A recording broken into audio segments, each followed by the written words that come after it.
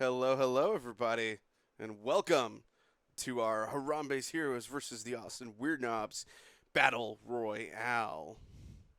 I'm your first host, Eli Ramos. With me is.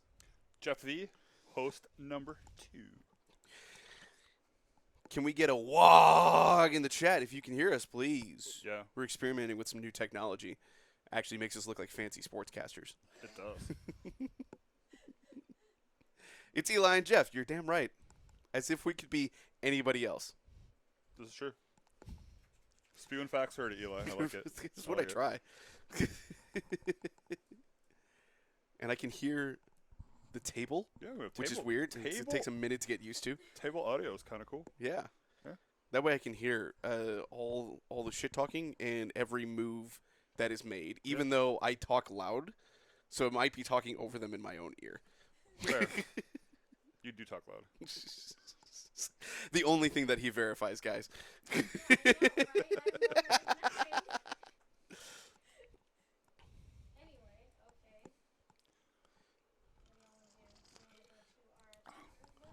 I appreciate you, Commander Man. Thank you for verifying that you can hear us. And we sound decent? Sounds okay? Meanwhile, me trying to, do we have the lists up in Discord, or am I going to have to look at them on the screen? No, we got. I got them on the screen. Okay. So what do we got? We got Sons of Behemat. We got Broad Stomp We got Broad Stomp versus this. versus OBR All of right. the Ossiarch Bonereapers. Okay. This is the army of the ape that came to visit us, Dylan Corcoran. Yeah. He's playing Ossiarch Bonereapers. He's starting with the Mortis Praetorians list, which is fine because he's not playing against a magic list, right? Yeah, yep. Mortis Praetorians is the subfaction that lets the army countercharge when an enemy makes a charge within 12 inches of a unit. Pretty good for shutting off charge things like Blood Knights going in and other stuff, or in this case Broad Stomp doing a Red Bull. No being able to do a charge Monstrous Rampage when you just get charged first. Yeah, which is kind of cool. The counter charge, I played Dylan at not this version of the list, but he had the counter charge, and it's really good. Well, yeah, because you played all the Morghasts, Yeah. and he decided not to bring Mostgast. Yeah, which is good. His grand strat is spellcasting Savant, so he's got a tiny little hero dude, because we are playing in the Entorian Locus GHB, so he's got a tiny wizard Locus that has to be alive at the end of the game, and that might be pretty hard, Yeah. because Broad Stomp likes to pick up terrain, pick up things and throw them in. it. Yeah, they're good at doing that. Yeah. Yeah, very, very much so. Now, he's got a unit of a Mortis Garden list, which is on the next page. We'll get to in a second. Yeah. That helps. That's some soak-up wounds that he can hopefully bring back and stuff. But, I mean, when you have... Oh, to start... Oh, okay, here. I got you.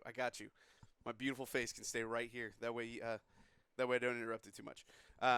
The Immortus Guard can, die and then get brought back, and they have good saves and stuff. So that's going to be a really hard strategy to pull off. Or, sorry, to take away from Brian's perspective. Yeah. But if anyone can do it, it's, throwing the world on him.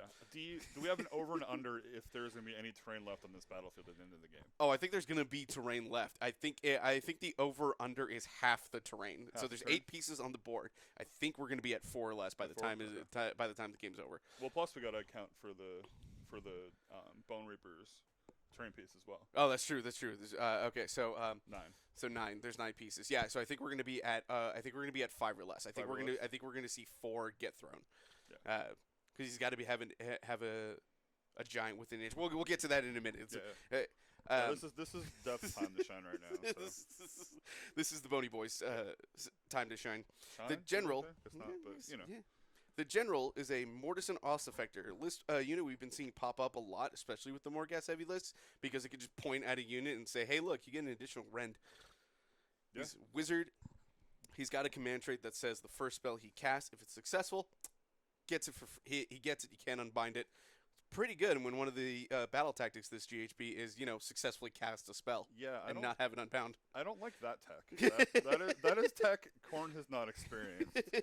And not a fan of that one at all. And 2 Blood Tide doesn't get around that anymore, does it? It does not. No. Mm-hmm. It is now a base unbind. It is not, your spell is not successfully cast. So yeah, I don't like that one. Oof.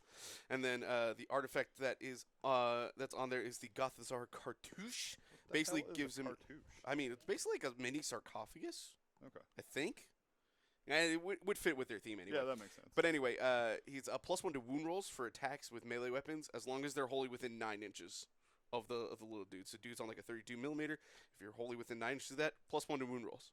Pretty good. Pretty solid. And then he's got Drain Vitality, the spell that we see that just picks a unit within range, -1 to hit rolls and -1 to save rolls. Which is pretty devastating for giants. When you give giants the -1 to hit, -1 to hit really, really hurts. -1 to save also really, really hurts. Yeah. Basically, what Dylan can do every turn with his Os Effector is pick a Gargant and pick a unit and essentially say that unit has an additional 2 rend against that Gargant. Yeah, that's huge. With a +1 rend on his +1 rend on from the Os Effector given on the thing, -1 to save if the spell goes off on the Gargant, and then maybe get a 3rd rend if they use the command ability. There's just so much rend into these Gargants. Yeah, absolutely. Yep. Next hero he's got is the Mortis and Bone Shaper. This is the other little hero that we typically see often that's responsible for healing and rezzing off stalkers and Mortis guards so much, which is pretty much going to be his main value here. Keep that Mortis guard alive. Yeah, I see he does know Hoarfrost too. He does know Hoarfrost. So that's pretty good. Maybe making a unit with like 3 rend against Gargants is pretty good. Yeah, that sounds decent. And the 3 rend can go on a unit that he's not buffing with the Os Effector otherwise. Absolutely. Yeah. Just nuts. And then he's got Catacross for the, bullshit that Catacross is. Yeah. If I need to explain it to you guys, the only thing that matters is that he has a command point that you basically can't do anything about. His command ability in the hero phase that gives a 24-inch bubble off of his huge base of +1 to hit and +1 to save. Don't like that guy.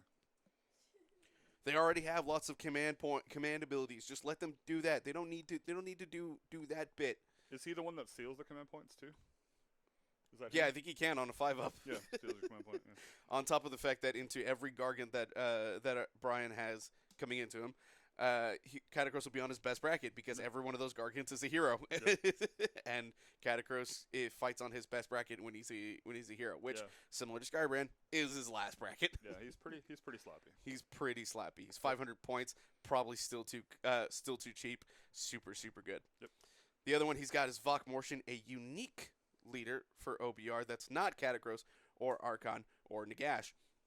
He's basically just like, I have to look at this war scroll because he does a lot, and the main thing that I know of is that he has a diet hand of dust. Yeah, he has a mini hand of dust that you need to be within 3 inches, basically, to get that taken, get that used. But the only bad thing for Dylan in this matchup is he's not auto-killing any Gargants in this. No, he's not. So he's going to be doing decent. And Vok Mortian is a lore master. He knows all the OBR spells, which OBR has some pretty good lore. That's like some debuffs and some such. Oh, he can also make you spend an additional command point on a 3-up. Or no, he can make you spend a command point to make a unit fight on a 3-up. Sounds good. Yeah, that's kind of cool. Yeah, so like you can having to spend a command point to get your unit that you charge to be able to fight. Yeah, this is pretty good. Yeah, especially if he takes one of your command points off you. Oh yeah. It's like, oh, you don't have a command point. And then he does a bravery debuff too. Yeah. Dude does a lot for 140 points.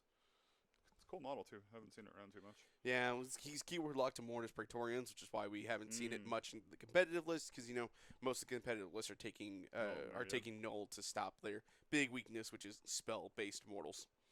Sounds like a lame-o. I mean, yeah, he pretty much is. For the battle line, we've got 5 Death Riders, 30 Mortec Guard, and 2x3 Immortus Guard. The Immortus Guard there to protect the Os Effector and the Bone Shaper primarily, although I think they can bodyguard for Vok Mortian too. Yeah. Just it's pretty good stuff. And then a Gothisar Harvester to kind of help the Mortec Guard just kind of cycle in and recur, do stuff, keep them around. 3 endless spells.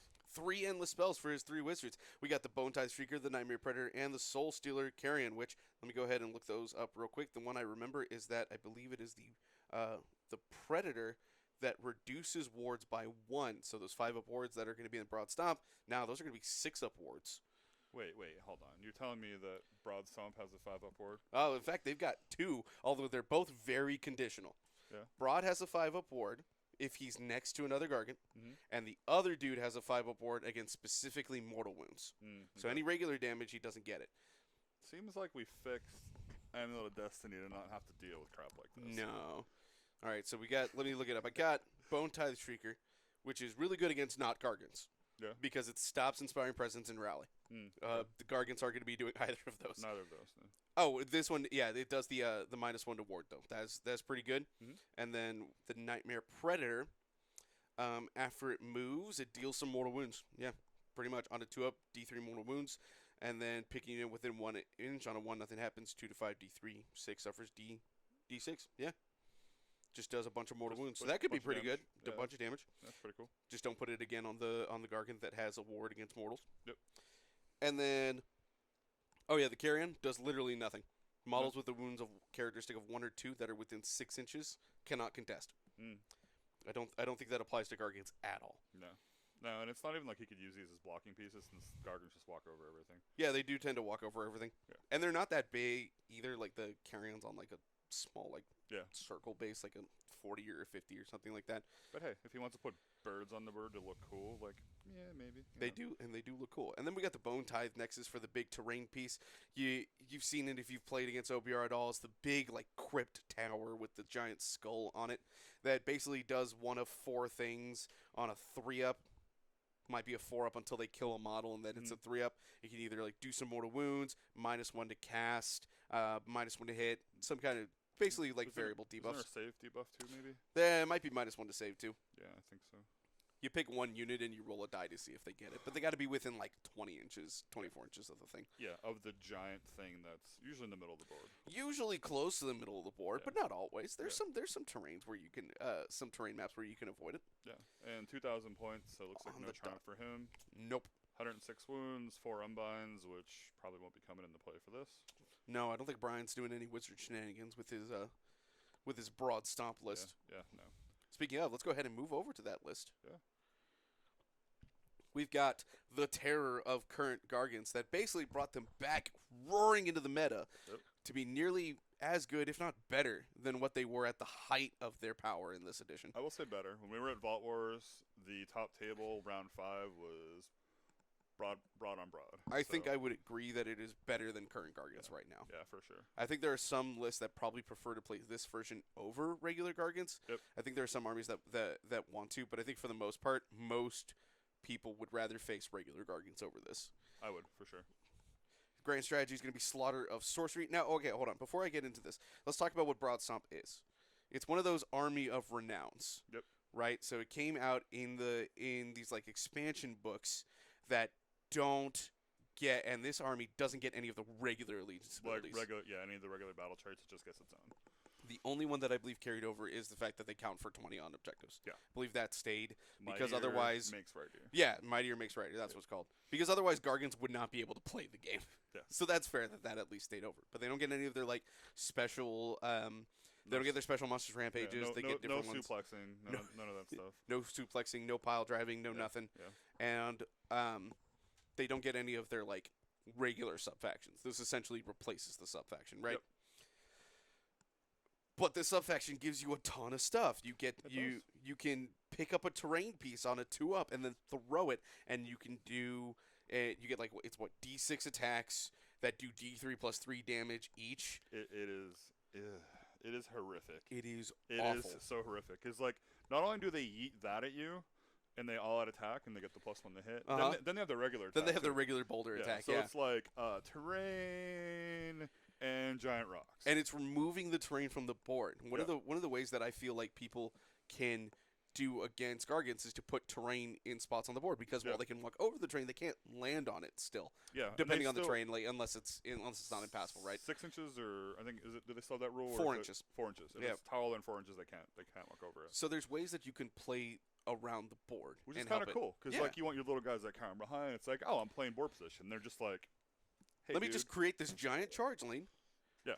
As someone who likes to play Seraphon and likes to use my pyramid in that kind of way to like, it's impassable terrain where they can walk over it but they can't land on it, right? So I can use it to kind of do some spacing. Let me tell you, having Broad walk in front of the pyramid pick it up and throw it at my face, and then charge me 4 inches. I He's, would. I'd feel bad for you, but like I don't like the unchargeable croak. Ooh, looks like we got That's a fair. stream cat. We That's got fair. a stream cat. Well, Stream Cat? Hey Jasper. Hey, look at that. It's Jasper. He's like, what is going on right now? Hello. Hey Are buddy. you going to come hang out? He likes you better than me. He does like me better than him, which is funny since I'm allergic to him. But that's only one of the things that Broad Stomp gets to do. What else? does he do? We also mentioned the wards. Again, Broad gets a 5 ward as long as he's basically right next to another Gargant. And then there's one other Gargant, I believe it's the General. Yep. That gets a 5 ward against mortal wounds. Hey, what do Gargants need? Wards. Wards. More wounds. More wounds. It's And just then, as I recall too, Broad is a priest too, is he not? Broad is a priest, With prayers that are board wide, right? yes, because they just affect all the Gargants. Because otherwise, it would probably be really hard if you had to like do some like 12-inch ranges with that. Like, yes, they're like wide, but the bodies are also big, and you only have 4 models. So yeah, they're board wide. You get one of 3 effects, and each one of those effects can only be used once per game if you do his War Scroll Prayer. You either get plus 2 inches of movement. Great. You know what Gargants need to be doing? More movement. Moving 12 inches and Yeah. charging. And then they get an additional rend on all their melee attacks, I believe. I don't think it affects the boulder throw. That's pretty cool. And then the last one is that all of them heal, I believe, D3. Yeah, because what else do Gargants need? They need to be healing. They need to be healing. And speaking of healing, Mm-hmm. this little regiment of Round also lets you Army of Round lets you heal as well. Oh, that's right. Yeah. Broad can take the command trait because the Army of Renown lets him do it. It's literally his stomp. So, But it's really hard to pull off though, yeah, because they have to kill. they have to kill a model. Yeah. Oh, hey, look. You know what? Yeah. You know what Dylan's got? More tech Models. guard. Yeah, he's got models to kill. models. Fair point. Models, he's got models. Dylan's got models. Yeah. Models that can die and then can die. restore D3 wounds. Oh, Yeah. oh, and it's not just heal himself. It's heal Mega Gargant within 12. Yeah. Wholly within 12. But Yeah. still, you know what the Broad's going to be doing? He's going to be next to another Gargant anyway because he wants his ward. Yeah. If you can't tell, Jeff and I are not fans of No. this. And No. then Ooh, Streamcat don't slip on. Streamcat found the computer keyboard, and I'm sure all of you who have cats know what cats like to do with keyboards. One of the other leaders battle line units that Brian's got. Brian, our resident Austin Weird Nub. So even though we don't like his army, we are rooting for him in this match. He's got a Gatebreaker that, because Brian has no wizards, is taking a Nullstone Adornment, which is basically an extra enhancement that kind of takes your place of an artifact, but isn't an artifact. Mhm. If you have no wizards can do. He's got the hand-carved Nullstone Icon, which basically gives him an unbind. And if he's successful with his unbind, he can keep unbinding until he fails to unbind something. Yeah, which is cool. Yeah, probably my favorite of those. I think it's a really cool, interesting interactive tech. Yeah, I used to like the pouch until they kind of tweaked that around, and like the pouch is kind of weird now. But The patch, like, it's not bad. no, but Yeah. it's still like when you play Corn and you throw skulls down, and you're like, hey, don't roll an 8 and 1, 2s, and 3s miscast. People are just like, yeah, I'm just not gonna cast any spells this turn. So, I mean, to be fair, that does kind the of thing. benefits you more as the Corn player. It does. It's like, Yeah. well, then you're just not doing your thing that you're going to do. Yeah. Meanwhile, the Seraphon player, is like, screw it, I got to do it anyway. Yeah. The other Gatebreaker, like we were talking about, it's got the Lucky Shiny Hat, get that 5-up ward on Mortal Wounds. And then he's got a Beast Smasher. Beast Smasher gets 2 monsters, rampages against monsters, and just hits like a truck. Yep. Everything in this list hits like a truck. This is a triumph. Like, there's no triumph in this game, is there? They're both. There's no 2,000. triumph. They're both 2K. Yeah. Right on the Interesting. money. Oh, I see how that unbind says 1. It should be 1 asterisk. It's not actually 1. Let's be clear. It could be as many as he needs. Yep. Best faction destruction versus stinky death. In kind of a way. We the inevitable, always ever present, screw Gargants going on here. But we got to root for the hometown hero here. Yeah, we do. Unfortunately. Uh-huh. I love Dylan, but I love Brian more. Yeah. And I want Brian to win. If Dylan plays the game as well as he is tall, then he ain't going very far. Yeah, that's true. But I played Dylan every tournament in the last 3 or 4 You really times. have. We've been playing a lot, and yeah, we just keep trading games off tournament after tournament. So Dylan knows the stuff. Dylan's a good player. Yeah. And he has a lot of reps with OBR. Yeah. So even with this kind of like more narrative-less and not his smooth brain Morghast list, it's still going to be a hard game. Brian, similarly, even though he's taken a bunch of time off this season due to personal reasons and other stuff, still knows Gargants pretty well. Still pretty lethal with Gargants. And as Brian will tell you, like, Gargants, smooth brain. Smooth brain? But it's a big brain. It's a big brain. So, yeah, we'll see what happens. Just hope that the signals between the brain and the body, don't last too long. He can actually move effectively in time. But, like, the only other question I have is, like, how does Dylan do without his muse? Because his wife is usually here. His wife is usually here. And she does all the things and, like, helps him out a lot. Sometimes reminds him of a battle tactic that he tends to that he forgets. Dylan, she's like, Dylan, what are you doing? You're screwing up. So we'll see how that goes. We'll see how it goes. Handicap? We'll figure it out. We'll see what happens. With that being said.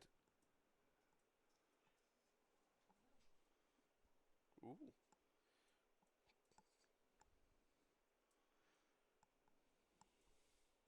So battle plan we got here at Eli, we got limited resources? Limited resources. And how does this work? One of my favorite battle plans in this GHB because of how it really forces you to think about how you score the primary. So, territories are half the board.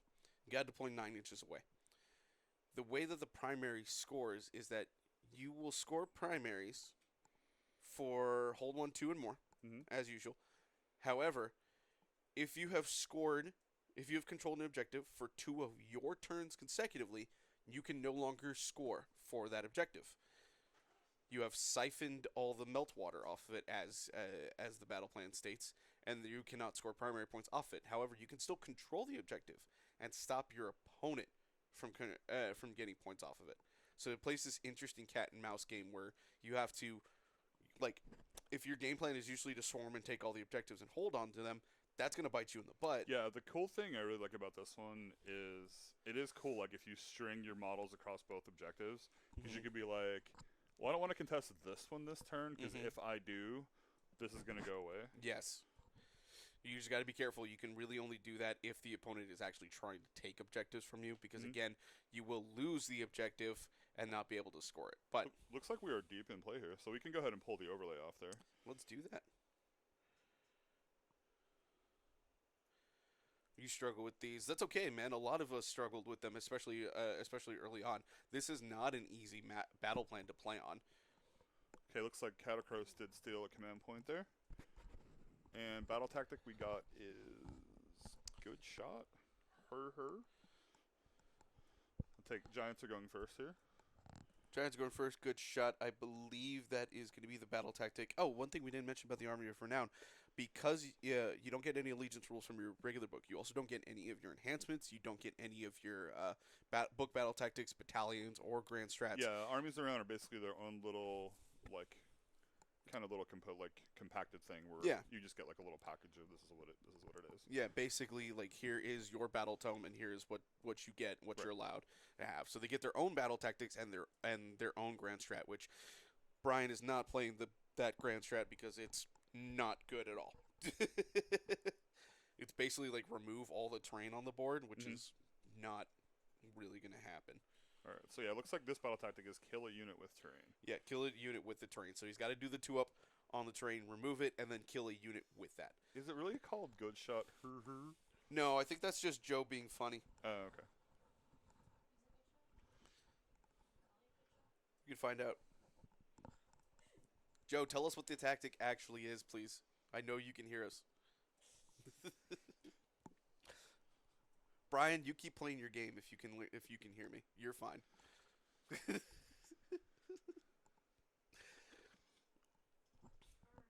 But yeah, basically, Brian's going to try to kill a unit. I don't know if he has to declare the unit. It is good shot. Her. Is it really? Yeah, it says right there. Her. But it's basically throw boulder, kill dude. Yeah. That's going to be actually pretty hard, especially if Brian has to declare the unit. I think this is a hard one to do, actually. Yeah, so I wouldn't be surprised if this is just Brian throwing away a tactic turn 1. Or is he just going to... Well, is there anything he could, like, pound down with a bunch of other stuff, and then... It's a Hail Mary. Okay, yep, that makes sense. If he doesn't get it, he doesn't get it. And if he does, all the better. Yeah. I mean, the tough thing here is, like, I hate battle plans with half territory like this. Mm-hmm. They're so rough. You cannot do intimidate. Like, surround is really hard to do. That's true. Normally really like it, but in this GHP it's actually a detriment It's because awful. of some of those battle tactics. Looks like Shroom Which is funny because I think some of the best battle plans are half territory. Yeah. For how I they're agree. designed. Like I'm a huge fan of this battle plan. I like this one a lot too. I think it's fun. fantastic. But for me, when I play Khorne, this is Oh, I'm really sure this looks hard. awful for you. Yeah. Yeah, it's terrible. I got to do the Rube Goldberg machine and like get the Claws of Karnak on one side. They have to do their pre-move. I got to run up with usually with Vanguard, and like I get spread out really wide. Usually not necessarily a good board position for you to be in. No, it's not. And then on top of that, you have to account for not being on too many of the objectives because you don't want to screw yourself for the late game. Yeah, this is a really tough one for me. It looks like they didn't. No primal dice got generated, so Makes sense. all right. So looks like Dylan got the redeploy here. Rolled a 3.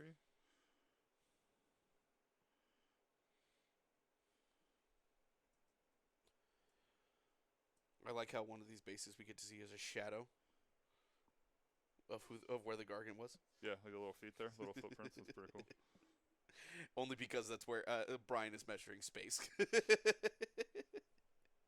the extra bases like that are really smart. Oh man, if you're going to a tournament, if you're thinking about being like a serious competitive player, and like spacing like that is something you need to be careful about. Mm-hmm. You need to absolutely bring extra bases. Yeah, it's perfect for like, say if you wanted to charge Scarbrand like 17 inches through like a couple units of Griffhounds to like hit somebody's back line and like end the game in like 5 minutes. It works really well. Sounds like you're speaking from experience here, Jeff. A little bit of experience.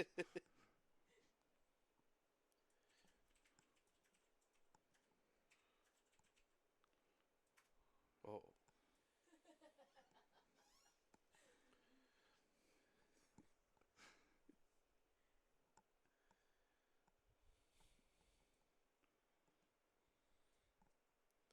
You know what else I don't like about the terrain throw ability? It's a freaking 18-inch throwing attack. Oh, it's like not only is it like, that's the thing, like it's not only a throwing attack, it is solid. It's an 8 like D6 attacks and it's 4s and 3s, which is 3s and 3s because that dude is always doing all that attack. Yeah.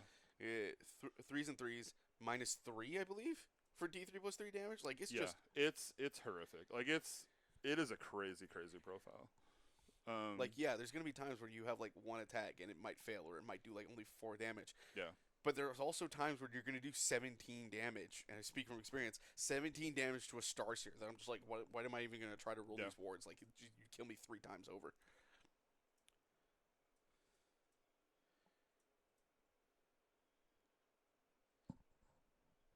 All right, we're in shooting now, guys. So. Looks like we're all out attacking here. All out attacking on the 1. So. Alright, that was Brian doing his 2-up to see if he throws the terrain. Which he does, and he gets 5 shots. He gets 5 shots off it. Alright. Let's see. Lexi, will you put out the tray? Just in case Brian uses it to shoot. Yeah. We want to see that overlay on the screen. Today we got the There you gal go. in the Perfect. chair. Oh my god, Brian. Oof. Killing this man. That's 5 3-ups to shoot this attack. Oh my god. 4 3-ups to wound. Alright, so that's going to be 2 times D3 plus 3. Oh my god. That's 11 damage. Takes all 9 damage. Takes all 9 damage. Oof. No, it should be 11. 2 more dice.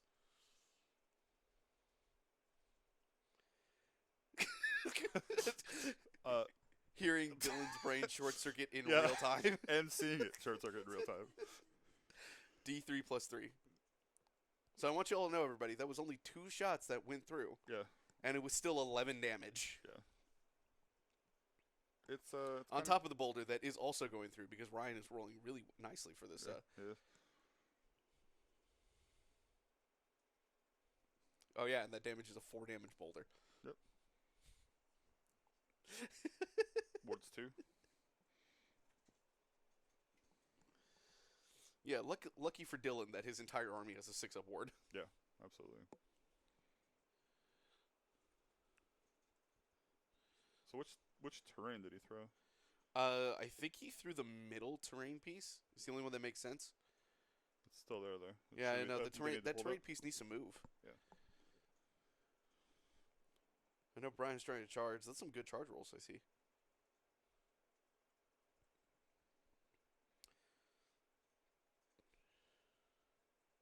And there we go, Brian fixing the board state there. We like clear and communicative board states. I'm ready for that Gatebreaker to charge right in, only for Brian to then throw that terrain later. Yeah. Because you know what that space is wide enough? It's wide enough for a Gargan to be within an inch of both of those terrain pieces. You mean like that right there? Yeah, just right there. Yeah, just like that. I love how Dylan has one more tech guard on top of on that objective right there. Yep.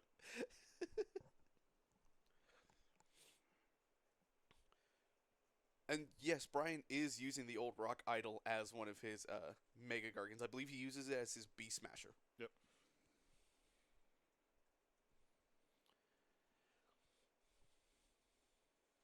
I mean, I can't blame you, Brian.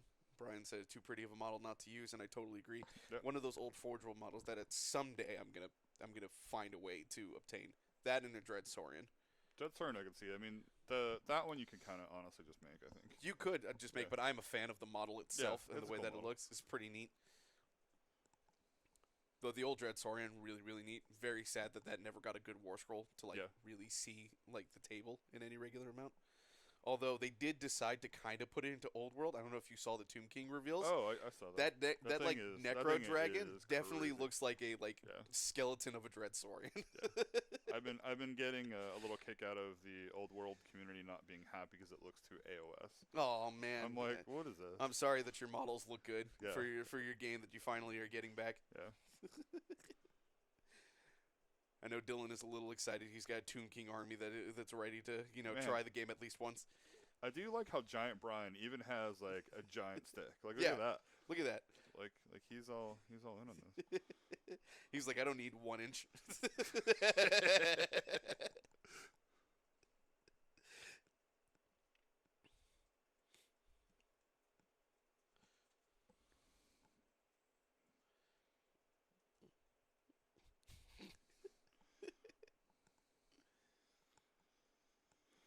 Is he gonna try to Red Bull? Let's find out. If he has anywhere to go if he Red Bulls actually. Yeah, he could just do some extra mortals. Yeah. Ooh. Just did the roar. That's a giant roar. That's a giant roar. Yeah. Oof. Personally love the Dread Saurian. Hi, man, who doesn't? If you like dinosaurs, that Dread Saurian was just a beautiful model. Yeah, it's very cool. Yeah, if there's a Forge World model I would get, I'm pretty sure you could figure out which one I would really want. Okay, so it's the question of do you want the Exalted Greater Demon of Corn, which is also a pretty cool model. That's a pretty cool model. Thinking a little But I bigger. think it's the big bigger. dragon, Yeah. big corn dragon. Yeah, I think that's super cool. That thing was a really cool model. Very, very much loved it.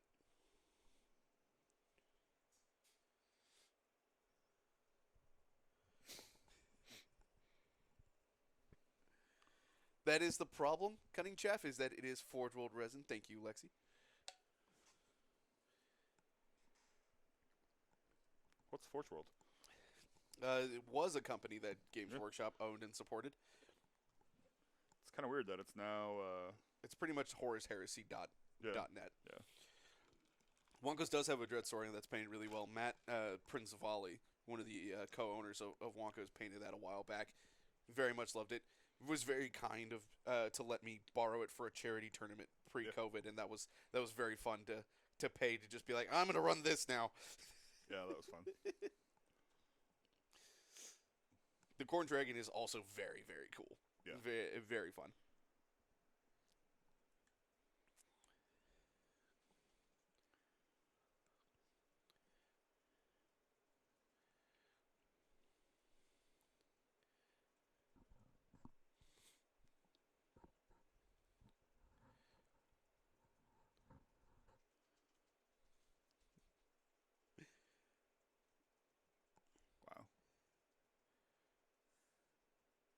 Well, luckily, the Death Grip doesn't get re-rolled because it's not a monster. Yeah. But he still did 4 damage.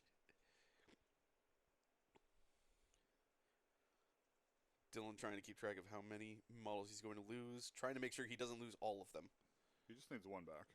He just needs one to be alive. Yep.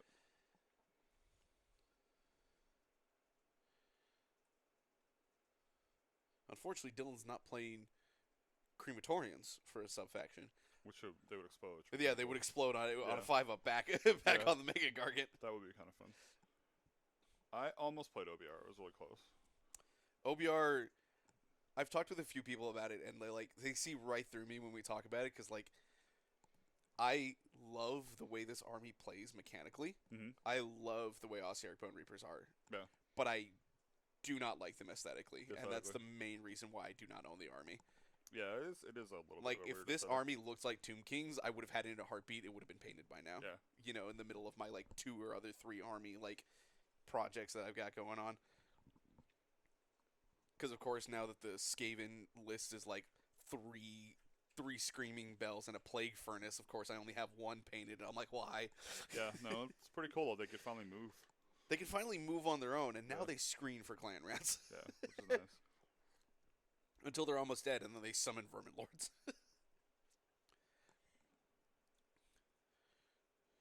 We did do the stream of the Big Dragon versus the 2 Stormcast, not on this channel. Back with when the club channel did some streaming, but that is still on YouTube if you want to go catch that doing Smash and Bash. Yeah, that's on our Weird Nubs on the Weird Nubs channel. Yeah.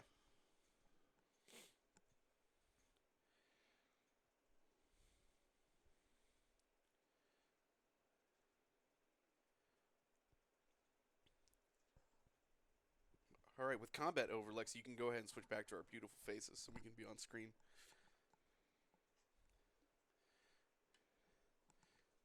Dylan only brings 3 models back because he only rolls for models that I believe were killed in combat to come back. I have to double check. Like Been a minute since I've seen a Harvester. So on the slot back, looks like the Gargant took 8 damage. Nice, okay. Got about a quarter of the way there. No, not bad. Okay, go over to Dylan's turn. Catacross steals another command point. Oh, it's per phase. Per phase for the Harvester. Yeah.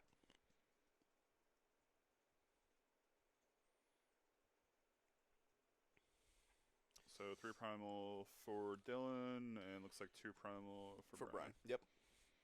Because Dylan did take the Acolytes Battalion. Yep. That's why he's a 3-drop and not like a 1-drop or a 2-drop.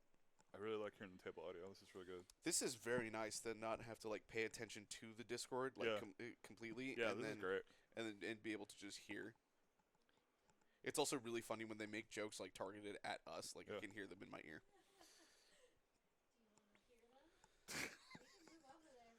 No, it's fine. We keep it private just for me, Lexi.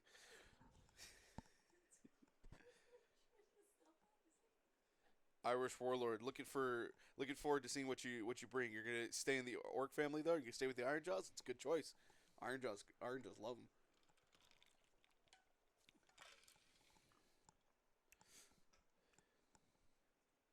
Cutting Chef, poor Harvesters. They took quite a gut punch from GW. Yeah. GW not having a hard time figuring out exactly the right sweet spot for that model, because it's usually either it's multiple times now. Both editions we've seen they're either super broken or they're just really bad. Yeah.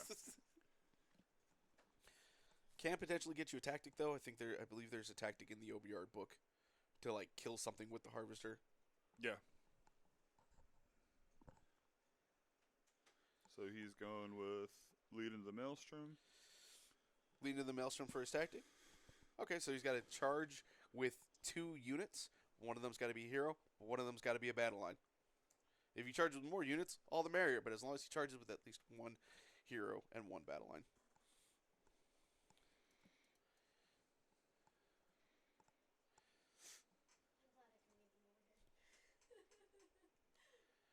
Okay, I'm just catching everybody up on score-wise. Looks like Brian got 3 last turn. With a failed battle tactic, I assume, because he did not. He did not kill a unit, which we said Brian himself said it was a Hail Mary. Yeah. So yeah, 1, 2, and more because.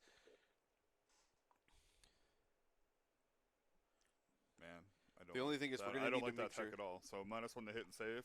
Yeah. For his first spell, that he's like, oh, you want to unbind that? Oh well, too bad. You're not unbinding that. Yeah, it just does its thing. It's pretty good. Yeah. It's pretty if you're gonna make it on a specific spell. Now here's the thing: we are gonna need to make sure that we keep track of the objectives being contested or controlled by opponents. Yep. Or by players this turn. So, Joe, I know you can hear me. If you could make sure we have some sort of marker on the objectives that Brian controlled in his first turn.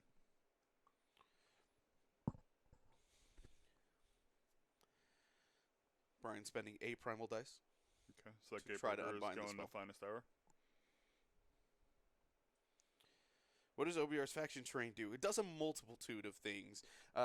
So, until he kills a model, it's triggered on a 4-up.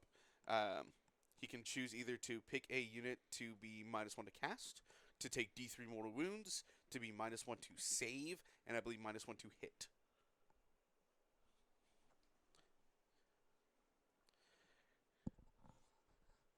Brian, I hear you apologizing in my ear. You don't have to apologize. I would just like to make sure that the board state is clear for our viewers.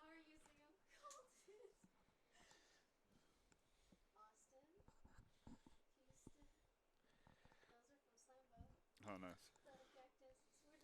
Is on. Oh no.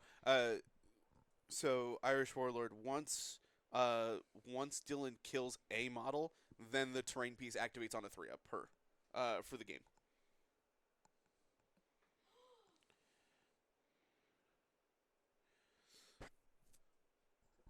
If I heard correctly, Dylan is casting. Oh, hello. Law and minis. Man, this blue text on this gray screen does not read well to me. No. Reads okay on that. On my, if you look at the other monitor, it looks okay. Well, it's because you got like a brighter blue, Yeah, as opposed to a darker blue. Is that Law and minis? Law and minis, yeah. Law and minis. Well, I appreciate you joining the chat, but I hope you're wrong because I think Austin's greater than Houston right now.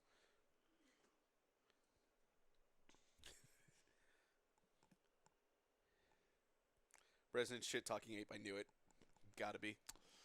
Not surprised. Not surprised. That's all they know how to do. Some of them actually know how to play the game. They can stick to the plan, stand on circles, kill the heroes, roll 6s, whatnot. But most of them, their bark is bigger than their bite. Yeah, this is true. I say most. So as long as you give them a pack written in crayons, they're okay. Yeah. Crayon. Not acknowledging the fact that 3 of them were at the Games Workshop Worlds event this past weekend.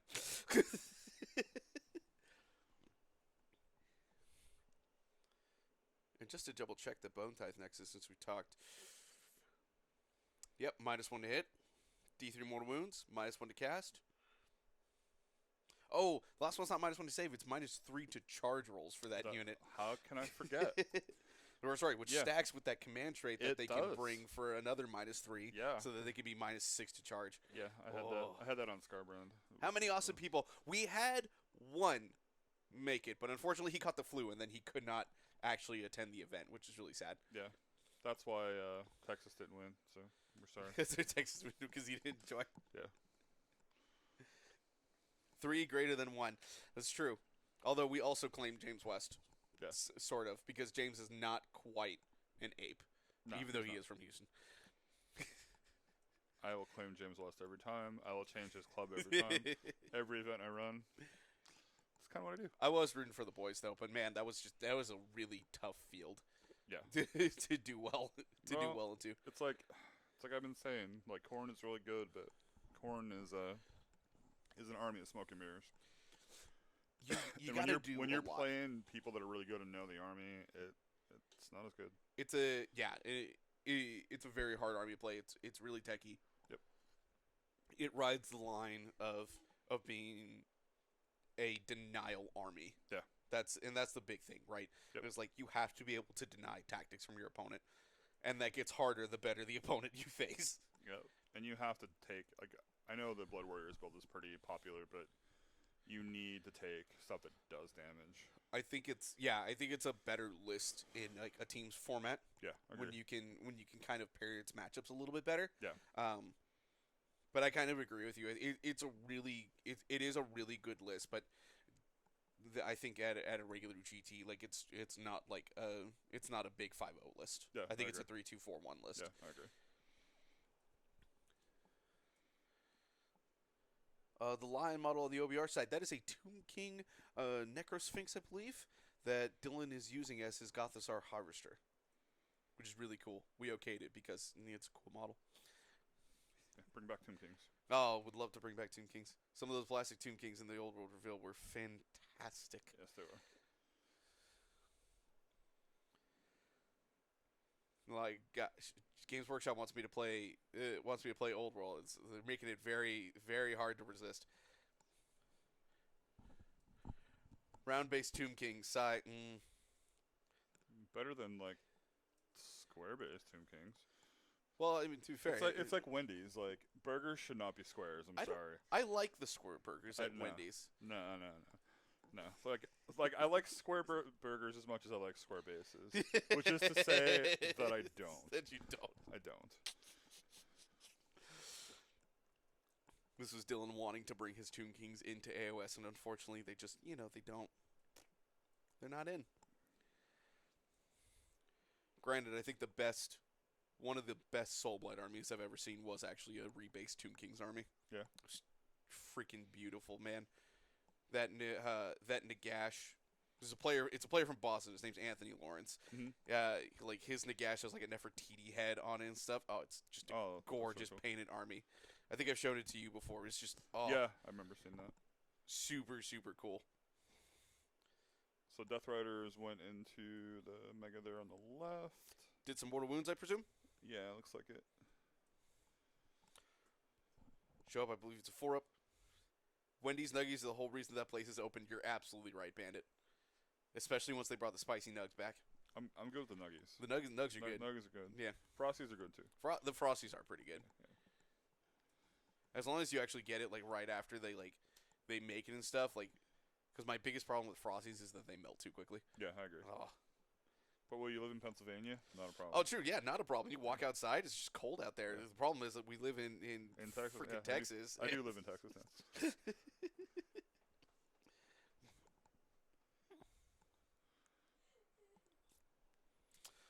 Looks like Catacross was roared. We see him move up. He's gonna try to duel that Gatebreaker. Like I said earlier, Catacross is on his best bracket against Gargants because that's a hero. Let's take a look at what that is. Looks pretty good, but it looks like Dylan's gonna go first with the Mortec here, which is a smart play. And not that surprising. Yeah. He doesn't Catacross doesn't need to worry about dying to a Mega Gargant. Nope. He's 20 wounds on a 2-up save because I'm sure his command ability's up right now. That's what that token is right next to him. Yep. Excuse me, y'all. Lexi, can we punch in there? Do you know how to do that? Right. Punch into the right quarter. Like zoom. Can we do this? Zoom into the top right corner there. There's big commands. So Catacross has 3 combat profiles. He's got his Indicate, which has on his best profile 4 attacks, which is where we're at. It goes from 1 attack to 4 attacks. 3s, -3 for 3 damage piece. It's pretty good. Then he's got the Shield of Mortis. Also goes to its best bracket from 1 attack to 4 attacks at bottom bracket. I just don't know about 3s, this whole -2, 2. attacking with the shield thing really bothers me. Yeah, I mean, that's what Captain America does. Sure. That thing's made out of adamantium. That's also true. The Retinue Blaze, worst bracket, goes from 10 attacks to 7 attacks, but that's okay when you got an extra 6 attacks added to your other really good weapons. 3s, -1/1 damage. Catacross could level half a Gargant minimum in combat by himself. Catacross has 20 wounds. Yes, he's 20 wounds on a 3-up save. Really hard to kill. Yeah, he's like a little. It's cool. Like his mechanics are cool. He's like a boss fight. He is basically a boss fight, and they kind of especially in 2nd edition with the way that those mechanics work. I think they really cleaned it up, like him and Glutos, to make that boss fight work better mechanically. Yeah, and I really like it.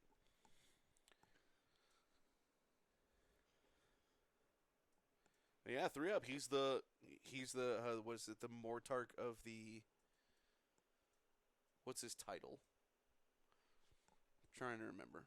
Ooh, it Mortarch of the Necropolis? looks like the Mortarch there. We're at Ren 3. And he did 13 hits for damage 1 at Ren 3. Jeez.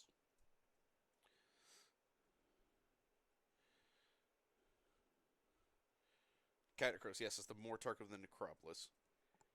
Which, speaking of Mortarchs, not to deviate away from the game again, did you see Ossiarch? The king, yeah. Oh, yeah, the Summer King is back, y'all. If you weren't a Feck player now, you might be. You should be. Long-time Feck player here, right here, totally. Yeah, me too. Ossiarch legit making me think about getting into that army. Well, you know my thing. I want to do one of each Crown Alliance. Yes. And I think the Death Crown Alliance, like, I think I'd like how that does things I like to do. Those Flesh Eater Courts models, a lot of the new ones all look really good. Like, you got the giant bat cav, like heavy cavalry to go along with the knights. New Vargolf. Yeah, the new Vargolf looks really good. Yeah. The like step above Crypt Ghouls. Yeah. That are they're not quite like the knights, but they're not as lowly as the serfs. Yeah. Also really dope. We might have to get a Feck army for the stream, Lexi. If only so we can field Ossiarch. Who we might have to talk off screen about this, Jeff. But I heard some good information about Ossiarch that makes me very excited. Oh really? He probably is going to be like a 400-point model with everything that he does. He's a big lad. Oh yeah, he is a big lad. He's a big lad, and he's going to be doing a lot. You should get an LLC to buy that army, dude. I would not blame you. That army is going to be hot. Also, and yes, OBR has 2 Mortarchs right now. Right, I believe we're up to 6 of the 9 Mortarchs being in the game now. I think that sounds right. I think it's 6 because there's supposed to be 9. We have Ossiarch, Catacross, Lady Olander. Mm-hmm. Archon, Neferata, and Manfred. So yeah, 6.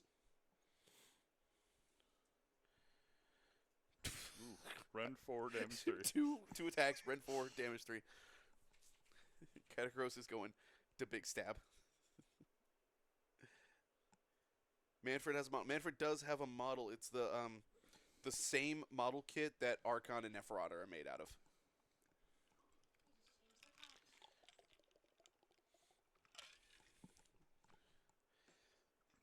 Brian has rolled that big dice twice now and gotten a 6 on both times. Yeah.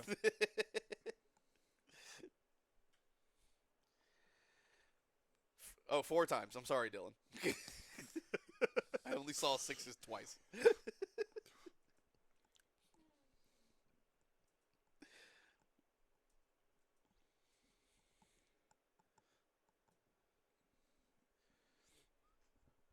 Now, something to point out.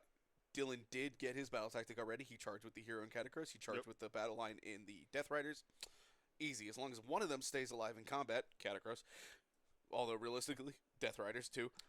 Yeah, it's going to not be. I think this Mega's dead right now. I think, is he looking to... This Gatebreaker right here at the front? So. Oh, yeah, he's probably gone. He's doing the Timber. I think he's looking to save Rick. I think that's what... Oh, that's what that die roll was that we had. So, yeah, he's resolving Timber right now. That makes sense why we saw the...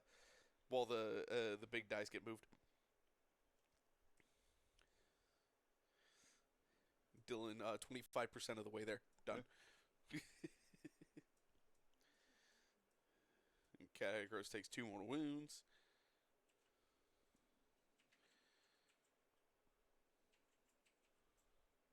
Yeah, they were measuring to see how far or what spot they were going to be at. So how does that work exactly? You roll, because every time we roll off, I always win the roll off. So you So when the Gargant dies, you roll off to see who controls where he falls. Mm-hmm. Then you pick a point. I believe it's within 6 inches of where he falls, mm-hmm. and then everything within like 3 inches of that point, like basically takes D3 mortal wounds. Basically, if you're the Gargant player and you win the roll-off, you're going to do some damage. If you're not the Gargant player, you don't do any damage. Yeah. And it doesn't do any damage to other Mega Gargants. And usually that's what happens when someone's like, roll off for Timber, and it's like, all right, cool. Like, all right, nothing happens. It's like, all right. Yeah. Because as the non-Gargant player, you just pick a point away from all your models. Yeah.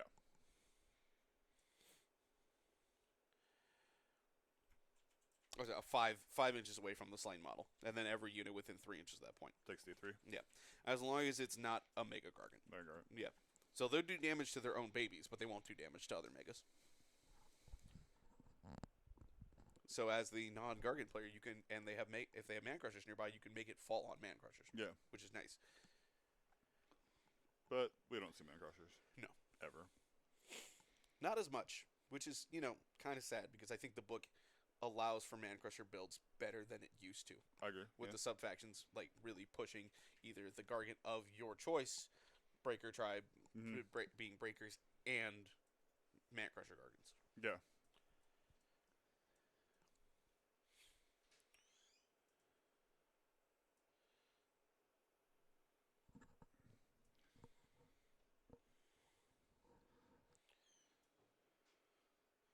So these are now the Death Riders attacking the other fours. Mega Gargant. Because I believe that's the other Gatebreaker, and Broad is in the middle there. Broad's the one with the lance. Yeah, Broad's the one with the lance.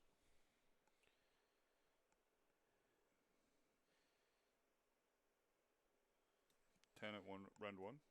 Manfred probably the worst looking one in that box, and that's true. Yeah, he probably is the worst looking of the three Mortarks, but they're all pretty good. But Nephi is just great, and then Archon is also really cool. It helps that they have really big hats. You scared the cat, Lexi.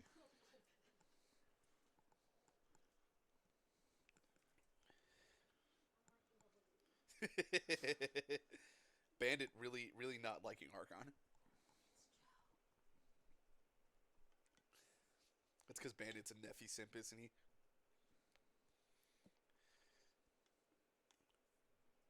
OBR have 2 out of the 6.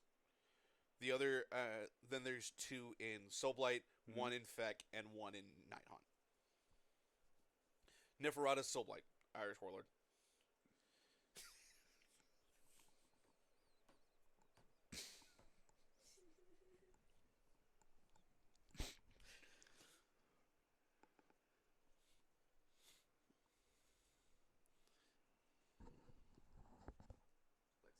Scroll back up on the chat.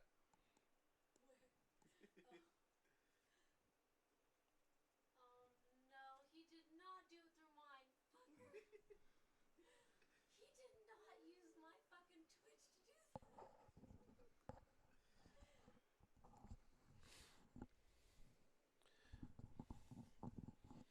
Ooh, yes, please post your Neferata in the Austin server. I totally want to see it. Love seeing cool models. I have not painted in a long time, but man. In the showcase on October 31st, immediately pulling up Discord so I can see this model. I will join you. I'm curious to see this model as well. It's in the showcase channel. October, yeah, it's been almost a month. Oh, yeah, that is gorgeous. That mausoleum is a nice touch on the base.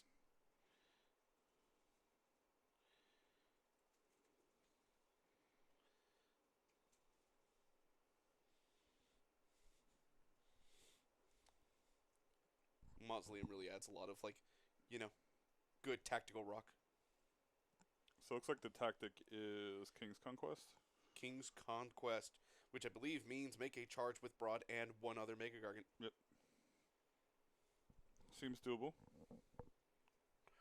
He's got those Vortec Guard right there. This is pretty good. And failing that, he's got Catacross, although I don't know if he wants to charge Catacross.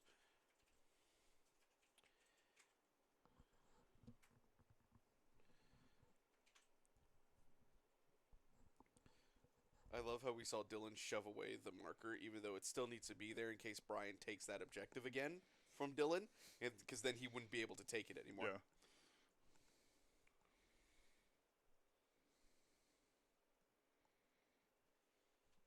Yeah. Yes, a Gargant has died.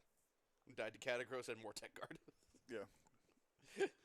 Neg 3 rend. Neg 4 rend Neg on 4 some rend, of those yeah. attacks. On one of those attacks. Yeah, that's a thing.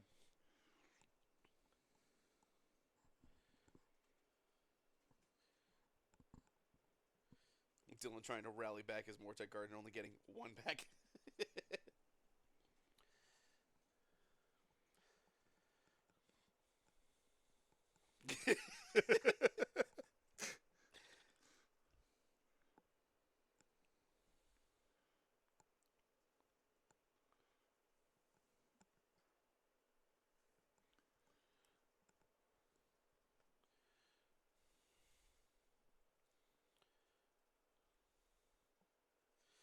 So Brian rolled Broad Prayer. Yeah. Got it.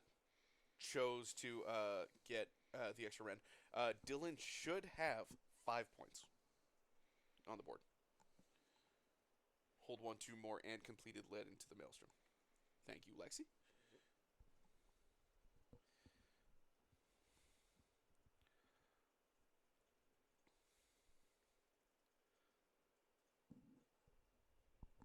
Already in the movement phase. And we're in the movement phase, so if you could put us back on stream, we don't need this dice tray now. We need my beautiful face on screen. And Jeff's. And if the cat can be on stream. Oh, no, the cat's laying down. The cat is like passed Cat's out. right here, guys. Getting all the pets. Your spelling and grammar sucks. Well, you can't do any worse than Joe. Yeah.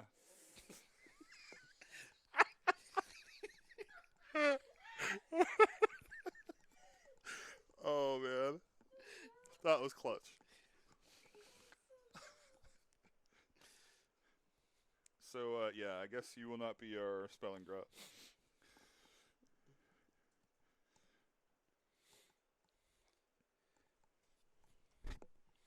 Oh, that was There good. you go. Dylan redeploying clutch 1-inch redeploy from Catagros. Catus just wants to fight. He don't want to run away. What are you going to do? Bandit drop another anime reaction gif on me? Of another girl with a weird face? Or a Jujutsu Kaisen face? Nah, he does a lot of anime girls too, Lexi. Oh, it's predominantly that one.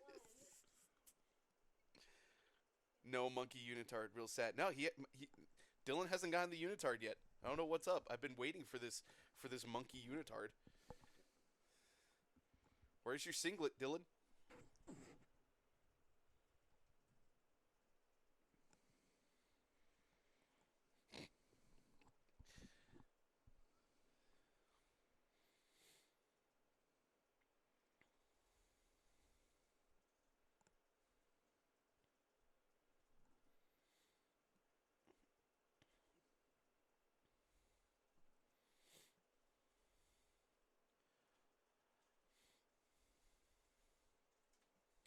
Horsey dies from horse. rock to the face. Yep. And then I think we're going to see. The pyramid I go think for we're a ride. going to see the Bone Tide Nexus go for quite a ride. Yeah.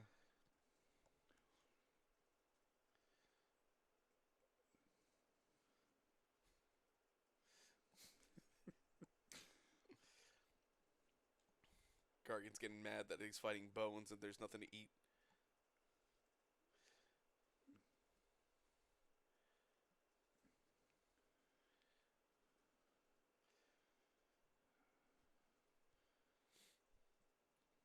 Brian successfully removing the bow tie nexus and yeeting it. Lexi, if you could put that dice cam on, I want to see. Are we going to get some real good dice again?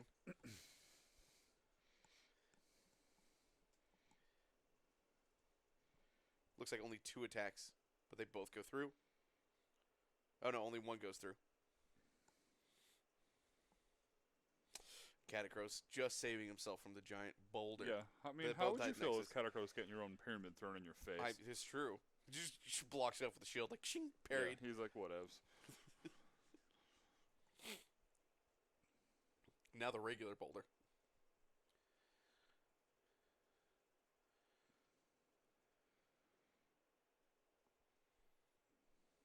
Or is this a charge? This is a charge, I think. Yeah, this is like a charge. Yeah.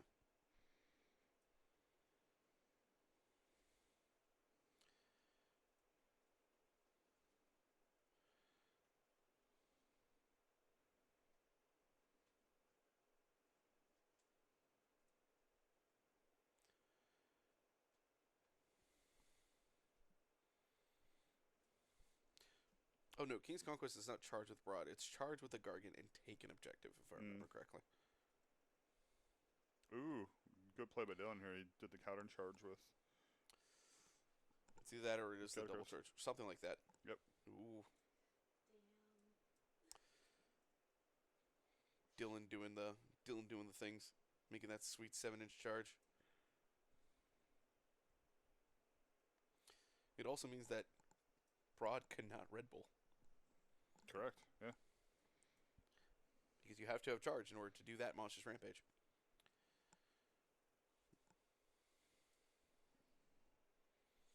All anime waifu guardian list. Now, see, here's the thing.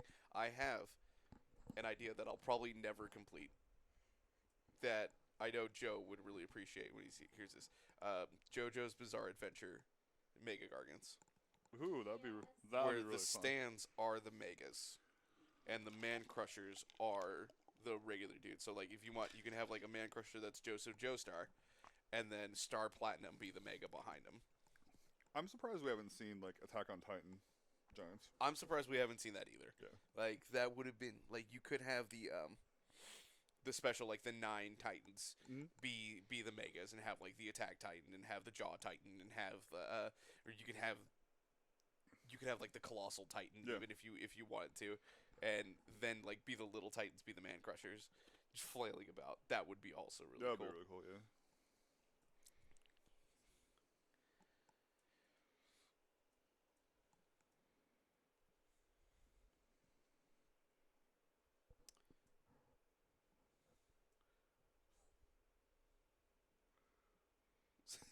So we have roared a unit.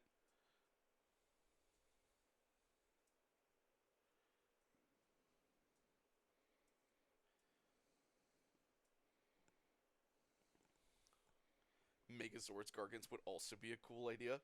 Yeah. There's lots of like really cool ideas you could do with megas, with just things that aren't actually Mega Gargants. Yeah, like Disney princesses. Disney Princess is also fantastic. Oh, Oh yeah, Wonka says those ones. average Gargant player has like 3 brain cells and can't do that conversion. That's true. The average Gargant player.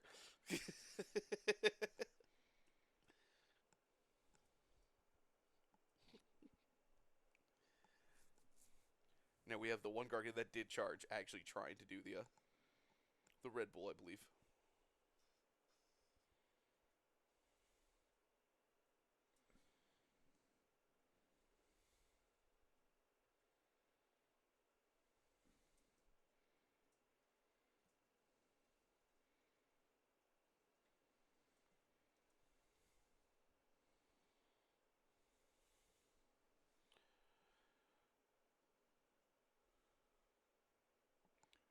Brad's starting first. Broad is starting first. Oh, I had the tactics kind of mixed up. Broad and another Mega Gargant have to take the objective that the enemy controls. Broad, So that's why he denied it then with the Broad counter being charge. stuck in the middle of the board does deny it. Yeah, Digimon Gargants, but they have to be ulti Megas. That would also be really cool. that would be cool. Yeah, like a Mega Gargant that's just like War Greymon, Yeah. Metal Garurumon, Mega Kabuterimon. I would love all that.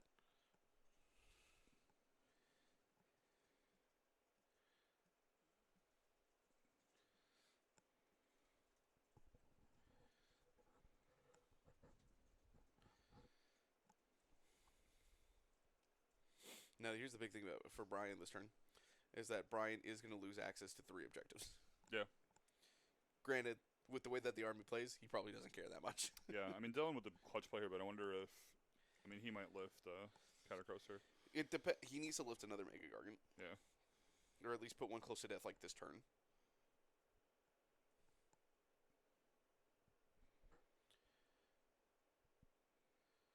Because most of Dylan's army is in the top right corner of the board. Yeah. And at the moment, he can't deny the Gatebreaker on the left and the Beast Smasher on the right from taking those objectives. Yeah.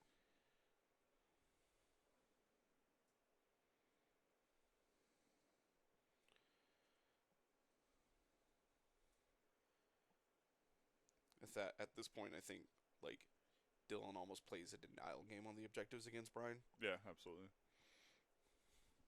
Because if Brian's going to siphon out the 3 objectives, 3 of the objectives this turn.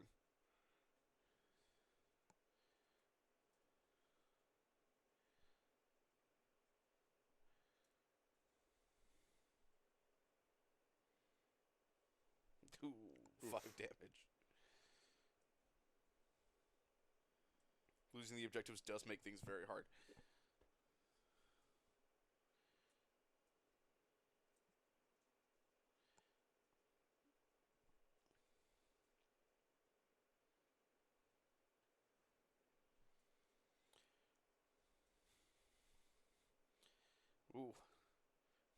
Brian's starting to roll those ones, paying for that hot turn 1. Yep. Change out those dice, Brian. I'll give you different ones. Ask Joe for the Vault Wars dice. Those were really good. The Vault Wars dice do roll really good. I know where they are. Brian, Lexi's coming to the rescue. Gonna give you some dice that don't roll ones.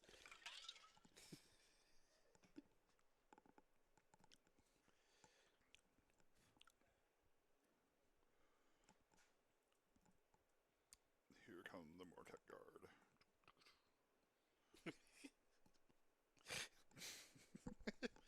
The Weird Now 2nd generation dice. Yes, I too love those dice.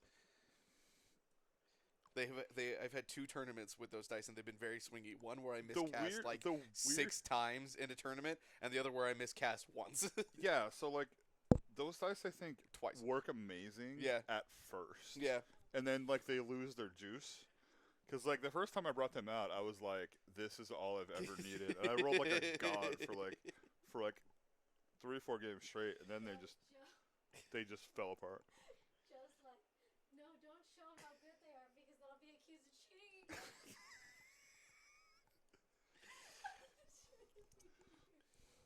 Dying of laughter. It's like the first GT I brought them. I was playing really well with them, and then I brought them to like Outlaw in July, and then I miscast like 6 times in the GT. I was Yeah, like, that what was- the hell? I remember that was rough. 6 or 7. Like I think it might have been 8 times over the course. It was so bad. It was too many. And then I only miscast twice at Slambo, like once in 2 separate games. So Nice. like I was like, okay, this is good.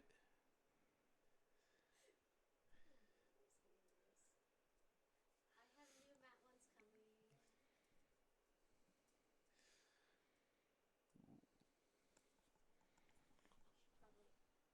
Let's see. Spiked all your Bolt Boy mortals with them. That's good. Yeah, Good. yeah. Like that.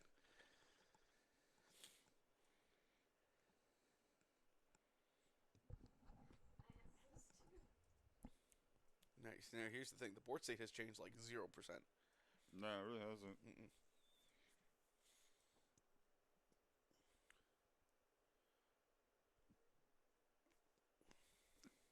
Brian sliding over his Beast Smasher to make sure that Broad gets his ward. Very good when Kata hasn't fought yet. Yeah.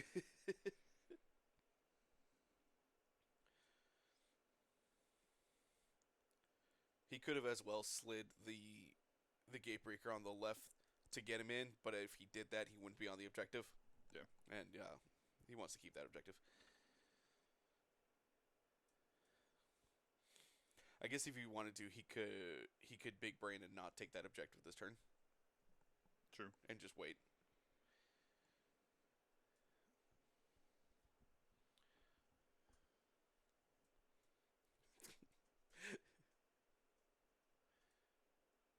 Oof. 5 more damage. 5 more tech gone. 5 more tech get lifted.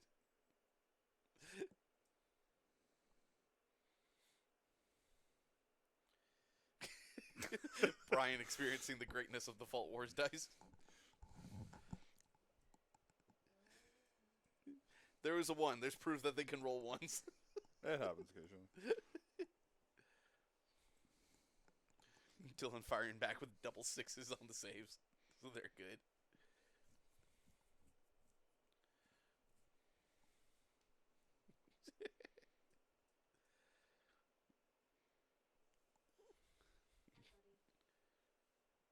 Dylan losing 10 Mortec Guard to leave that unit at 2 models left. Ouch. Ouch, indeed. That's always the sad part when you leave 1 or 2. Yeah, the question is, are those 2 models within range of the Necros, or of the Necrosphinx, or Gothos, or Harvester? Because if so, then he's gonna try to bring them back. Looks like they are. Yeah. I think it's close enough. close enough. Yeah. Yeah, looks like it. I saw the 6. Yeah. Thank you, Dylan. We got the thumbs up. Yeah.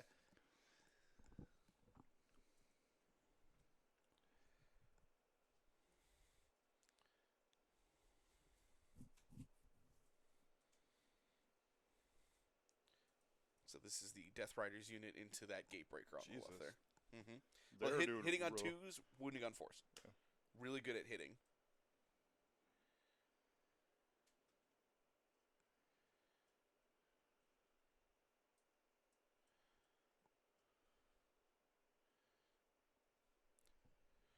You can still control it. You just won't get any primary points off of it, Brian. Yeah.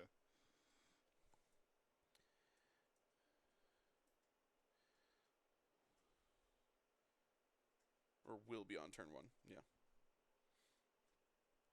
It's okay, Brian. As long as you control the objectives, then Dylan can't take them. And therefore you can't score primaries. Stand on circles, Brian. Stand on circles. It's what your army's good at. Stand on the circles.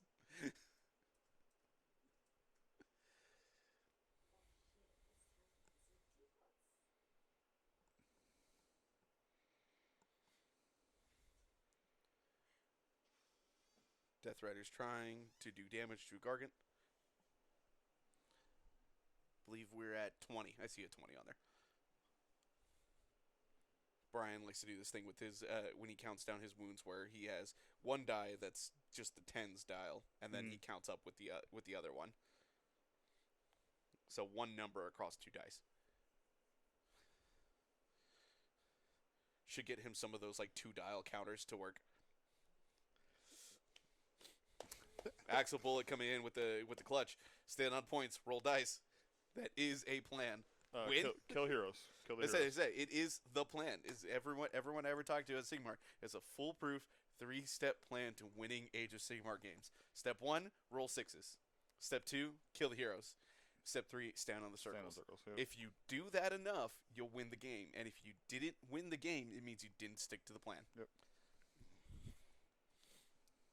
Yeah, stand on the circles. I told you. See, Irish Warlord, don't forget step 3. Stand on the circles. Yeah. Killing everything will only get you so far. You got to stand on the circles in order to win. You don't get primary points if you don't stand on the circles. Including my army.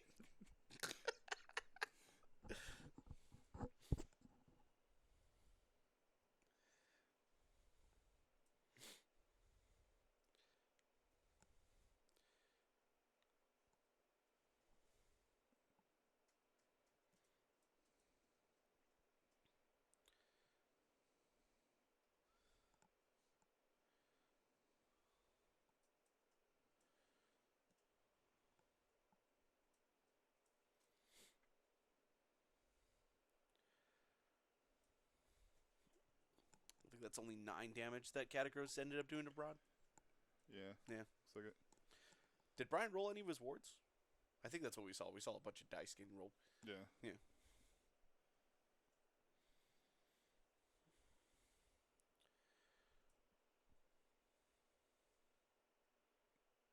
Perfectly average roll.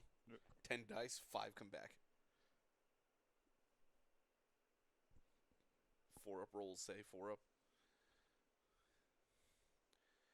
And then auto pass Battle Shock because OBR has command points for days. They don't even take Battle Shock. Oh, that's right. Yeah, they don't even need to spend command points for that. Freaking OBR. The one rule that I always forget. They do auto pass. They don't take it. They don't take Battle Shock. Ossiarch Bonereapers really do it all.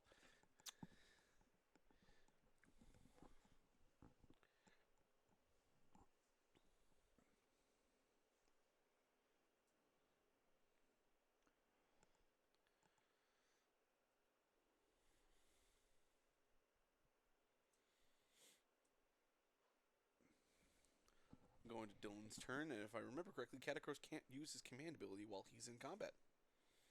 So that +1 to hit and +1 to save aura goes away. Ooh, that's huge.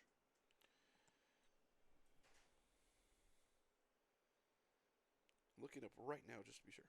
I don't expect Catacross to live through that. Did you? I did, only because I know how tanky Catacross can be. How much damage is he taking? I can't see. I can't tell.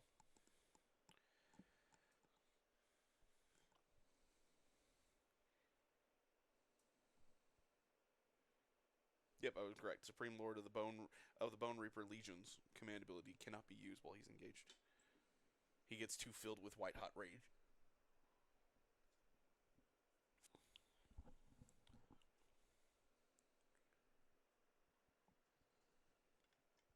So just to be sure with the points, Lexi, Brian is going to get 1/2 more, but he will not get his battle tactic again because Dylan denied it. So he's going to get another 3 points. He'll be at 6 to Dylan's 5.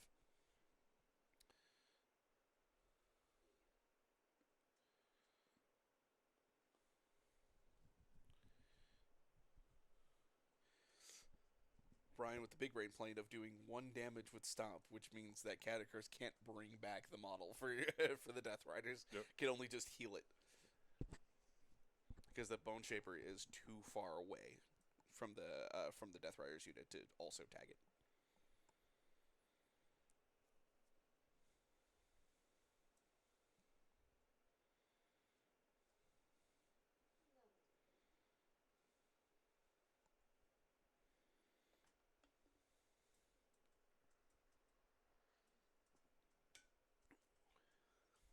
Broad finest salary, totally tracks.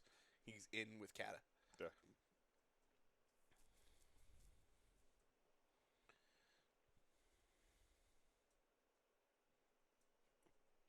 Oh, sorry, Jasper. I nearly stepped on the stream cat. And he didn't move. So I don't know what that says about him.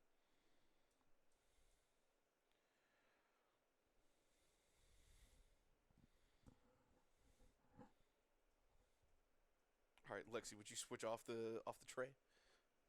We're in hero phase right now. You're a monster. I know. It's my fault. I should have been aware. I should always be aware where the stream cat is. Are you gonna? I'll have the cat. Stream I'll have the stream dog. Yeah, the actual stream dog is not present. Oh, hey, look at that. Get an endless spell out.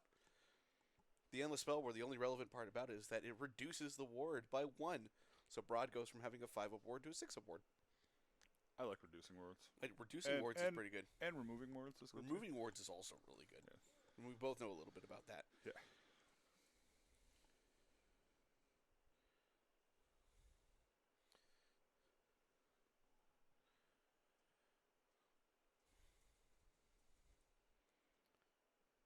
Mortion gonna try to do mortal wounds. Adds primal dice. Gets it on a 9. Will still somehow make most of the wards. That's right. Broad is still gonna just roll a bunch of 6-ups.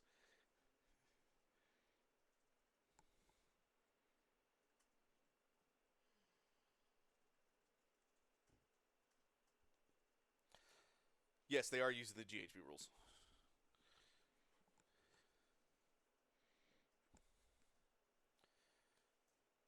Just nothing exciting happening with the primal cast. It just makes them more. All right, so that endless spell comes out. Going to do a bunch of mortal wounds. Hoarfrost before that. Yeah. Okay. Dylan was taking the risk. He rolled a 3 and a 1 to get Hoarfrost. Got Lucky the 6 for to Dylan, cast it on a 10. he did not say risky for the biscuit. He did not say risk it for the biscuit. Because he did that against me, and I'm like, and he rolls the 8. I was like, that's why that didn't work. Never say risky for the biscuit. Dylan is learning. Instead, he gets his spells off.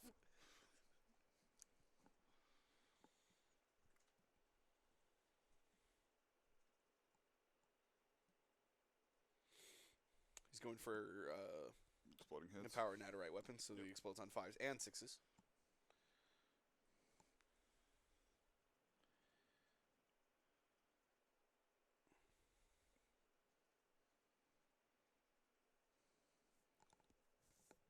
Puts it on the unit that has the volume of weapons. Yeah, it makes sense. I wonder if he forgot to rally them.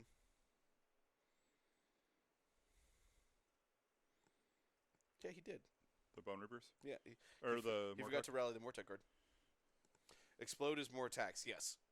So on 5s and 6s to hit, he gets an extra attack. Extra hit. Oh, I see the extra came back. I think he did the rally and then did not put the models in place.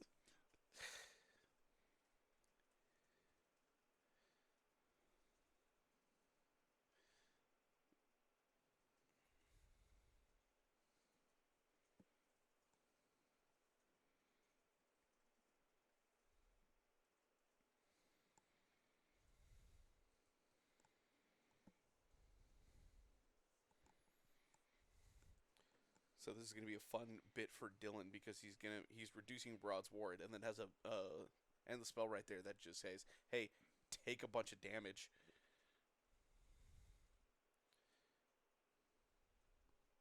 For each one that it moves across, I believe it's a 2-up for D3 mortal wounds. And then on the plant it does more, I think. And then on the plant he picks one thing.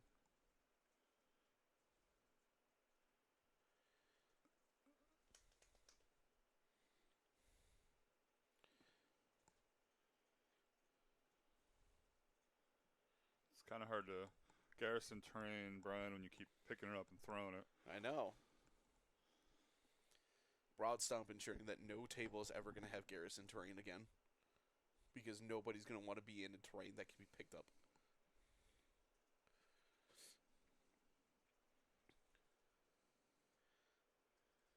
Alright, so 3 mortal wounds onto the Beast Smasher. The Rogue Idol there. I took 3 too. And Broad took 3 as well? Okay. Mm-hmm.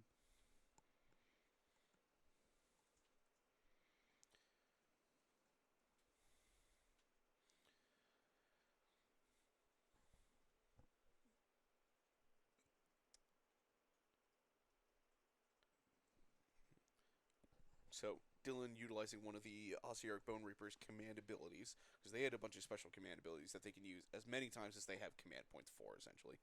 He's going to make all 3 of his units that are engaged in combat, which is Catacrows, the Death Riders, and the Mortec Guard, retreat and charge. Yep.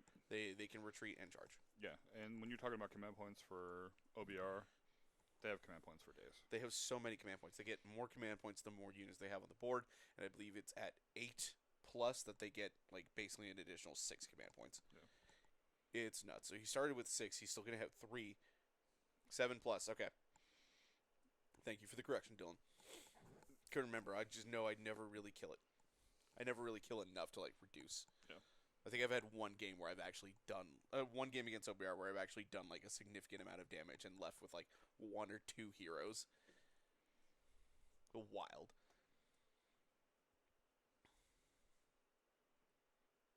And the reason I bring that up is because the retreat and charge command has a specific timing where I believe it has to be done at the start of the movement phase, before he moves any models. That's one of the timing. Because the OBR ones, they have special timing, like Bludgeon, the Ren one, has to be done at the start of combat, before any activations happen. Oh, interesting. They can't do it like when they activate a unit. They have to pick at the start of combat. There's ones that are at the start of charge phase. So like, some of them have some weird timing. The retreat and charge one is the start of movement phase. So he's going to announce that before anything happens. So you as the opponent know what units essentially are going to be retreating before they actually retreat, and therefore can plan any kind of redeploys and stuff ahead of time. Brian only has 1 command point though, so he's not going to really want to do any redeploying, because he's going to want to save it for like all out defense or something. Or when he gets charged, he could unleash hell.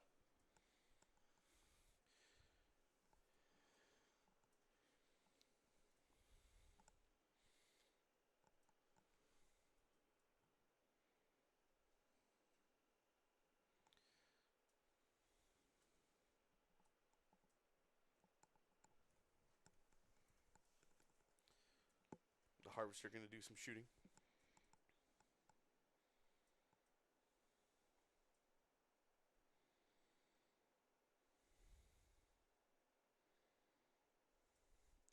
And now that we've proceeded to charges, Lexi, would you throw us the dice cam? Is he doing bait and trap here?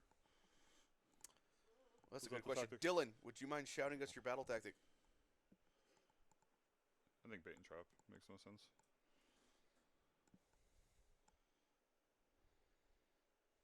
It is bait and trap. Okay, cool. Bait and trap, for those of you that don't know, that means 2 units are going to retreat, which Dylan's already done, and then 2 units are going to charge. I'm sorry, Jasper. Again, I apologize. So there we go. That's 1 successful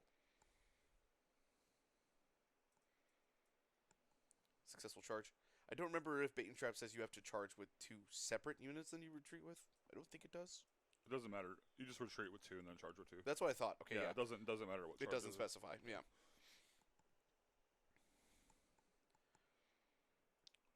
I know, So because right I now, got to do it like once. okay. And I was like, I like never get to do. I think I've done it all of once in this GHB. I think I've only done it once too, because I've always murder everything.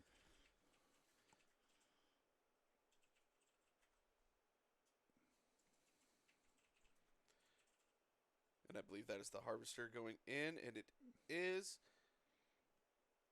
Battle because he's gonna try to protect. complete. Yeah, so battle tactic complete. Yep. Yep.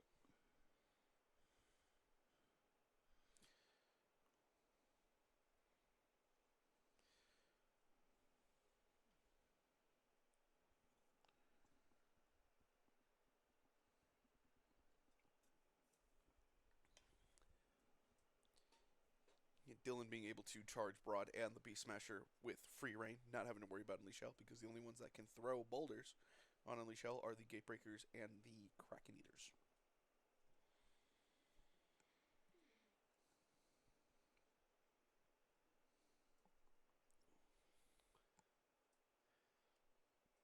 Oh, like we talked about Unleash Hell to pick up the terrain. Yeah. No. Man, that would have Yeah. been that would be absolutely broken if you Yeah. could just if you were within an inch of the terrain piece. I was like, I'm gonna Unleash Hell. All right, 2 up, yeet the terrain.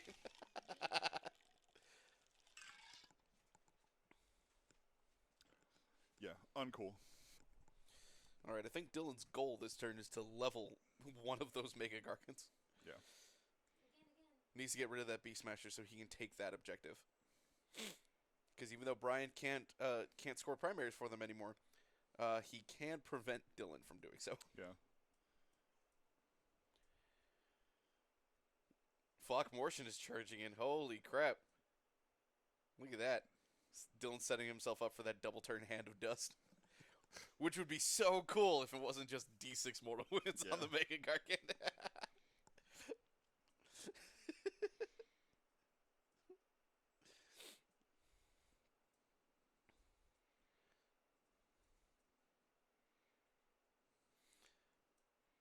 I can't lose if you can't win. That's right. That's straight up right.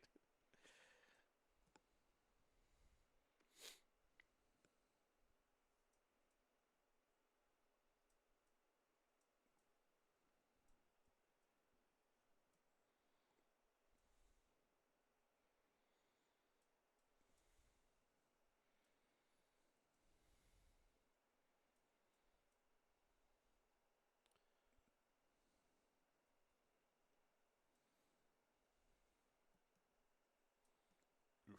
Run through on those Mortek. Oof.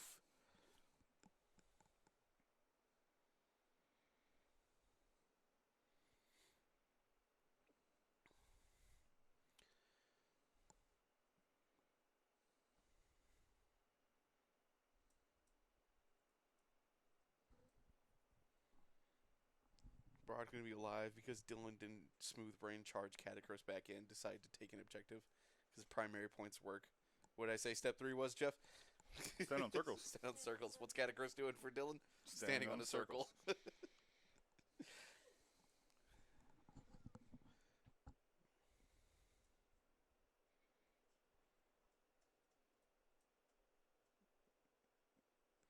So he looks like Dylan is putting Rend on, using Bludgeon, the command ability for the Rend on the Death Riders. And I believe Brian roared the Mortek Guard. Which makes sense, because he put Hoarfrost on him and did a bunch of stuff with them. They have exploding 5s and 6s, that's what it was. I think he also got Hoarfrost off, but I don't remember what the roll was. Ooh, all this going right through.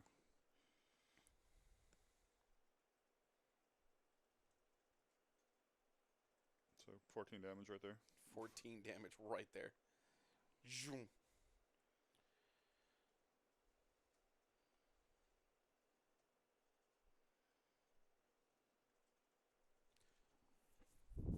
Which I believe puts the Beast Smasher at 20 damage on the dot. 20 damage taken, so he's got 15 left.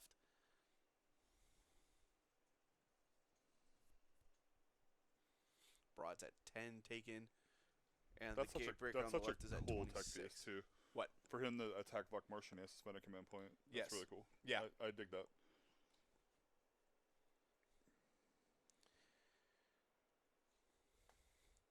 Mortion Beam will do that on a 3-up is really neat. Like, cool, this Gatebreaker, this Gargan wants to attack, you gotta spend a command point to do so. Yeah. That dice has been ruined. The dice has been ruined. 3-step promise. Just hammer it into your skull. Yes. Lexi, I think we need you to go in there and touch that giant dice. Irish Warlord, from what I've heard, though, you understood He's already asked step once. 1 and 2 correctly. You roll 6s and kill the heroes. You just got to get step 3. You got to stand on the circles. Yeah. Didn't Dylan touch it? I believe Dylan touched it once, and then it lost all its magic.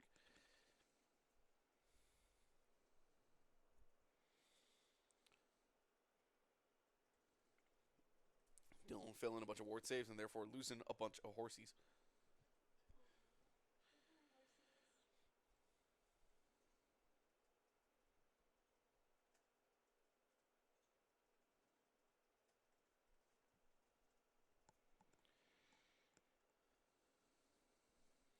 Their family curse, yes it is. That's why Dylan has to rely on more guests so that he gets that sweet 2s and 2s. And I hate that unit. God, I hate that unit. More guests are really good. Yeah. Really, really good.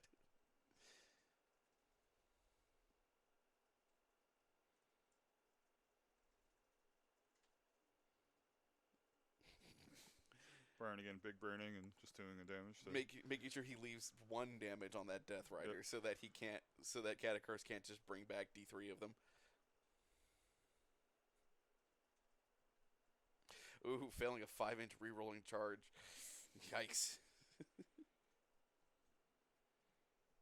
Look at the command ability, all out attack.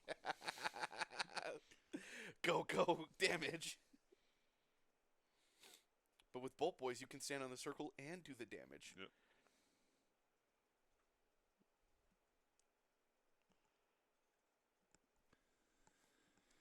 I think this giant's going down. Think so? Yeah. This is a bucket of dice. It is a bucket of dice. Exploding 5s and 6s. Hitting on 2s. This is the sword. So 1 extra attack from the big swords. There's 6 damage right there. It's Ren 3. Yeah. With the Gargan, I believe, being roared.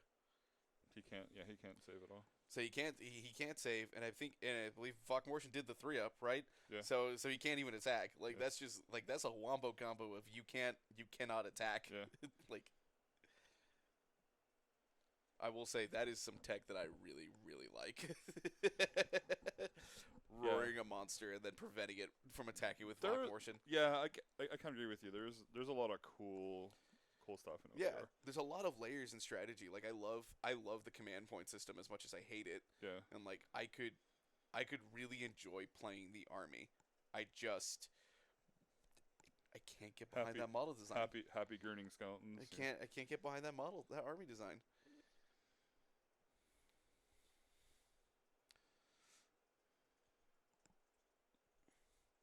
And Dylan won the timber. Yep.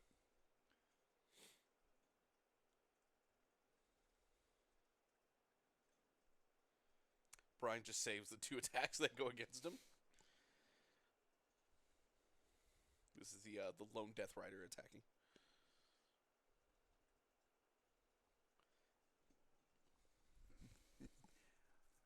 So that Gatebreaker goes to 28 damage taken. Took 2 damage back. After doing 10 damage to the Death Riders. No, does not. It's not about the army refresh.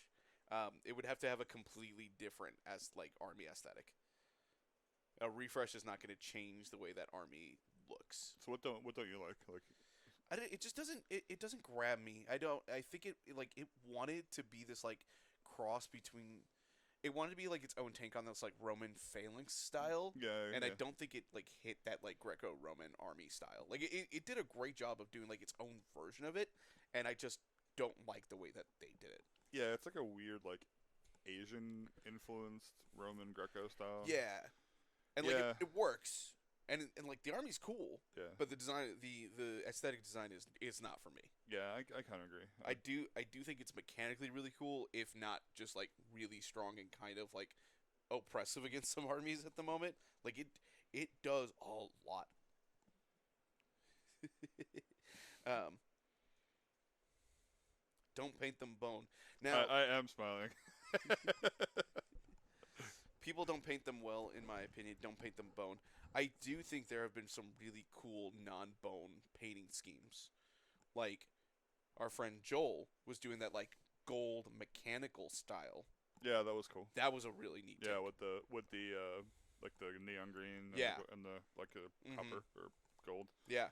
But it was gold for the heroes and, like, a, like, bronze for, like, everyone else. But, like, that kind of, like, metal and not bone Mhm. was really, really neat. And I do think as that concept. I do agree that I think, like, the better looking ones are the ones that kind of get creative and go away from the bone Yeah, style. and I do kind of agree though. It's generally like an army that like is painted pretty generic. Like Yeah. it doesn't usually. It's not. People don't like. People don't get push that it. creative with it. Yeah. Yeah, which is like I think you can make a really cool looking OBR army.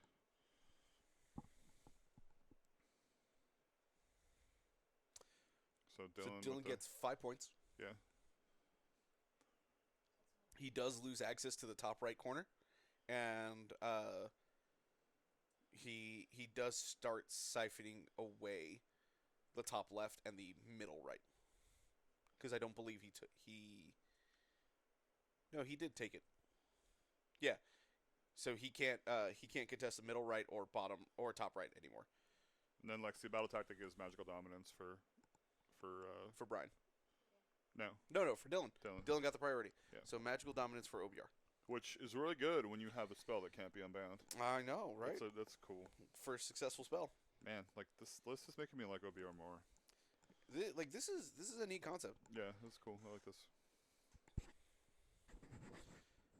I did really like the crematorians list before the harvester got nerfed. I thought that was a really cool. Yeah, I did too.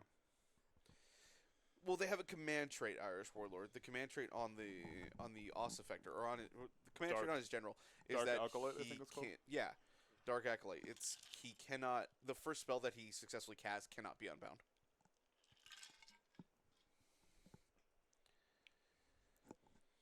It doesn't matter what the spell is. It's just the first one he The first successfully one they cast. casts. Yeah.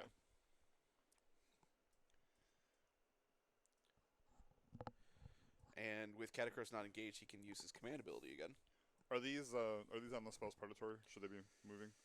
They can move at they move at the end of the hero phase, I believe. Yes. End of the hero phase? Weird. Yeah, I don't. They're not like your prayers.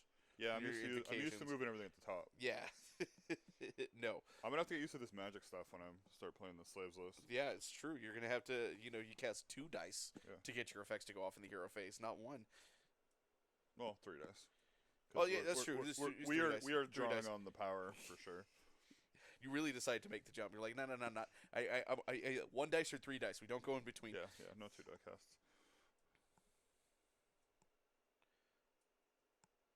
Yes, they're just predatory on the spell, so they move at the end of the hero phase. Which we know that Shrieker's going to just basically tag Broadside because he wants Broad to have a 6-up ward, not a 5-up ward. Yeah. And hopefully that big dude is just going to do a bunch of mortals to Broad. Yep. 6 more Mortek back. 6 Oof. more Mortek back. How does Iron Jaws play into the 3-step plan? They're really good at step 1 and 2, and hopefully by doing that they're doing step 3 as well. If they kill the stuff that's on the circles, then they are on the circles.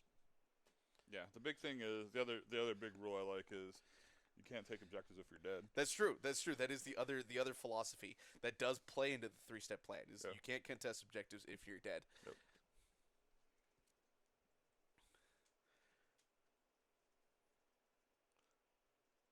Dylan is doing some bullying in his short shorts. He's taking down 2 Gargants right now, 1 per round. The classic strat to beating Gargants, Yep. taking a Gargant out a round. It's But, kind of like the Marathi strategy of yes. 3 damage a turn.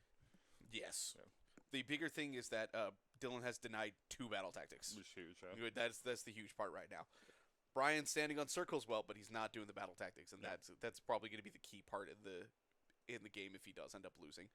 Yeah. Who knows? Brian could absolutely just destroy like he did with the horse and just like wreck the rest of the army. Mm-hmm. Marathi does look better than Gargants. I totally agree.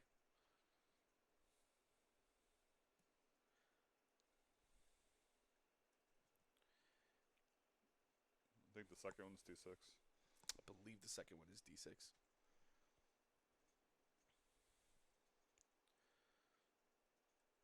Well, it could be one of those things where it's like dependent on the roll.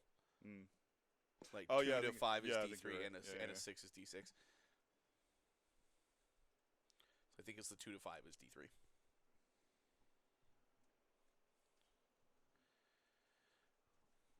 No, Dylan should have the top left one available.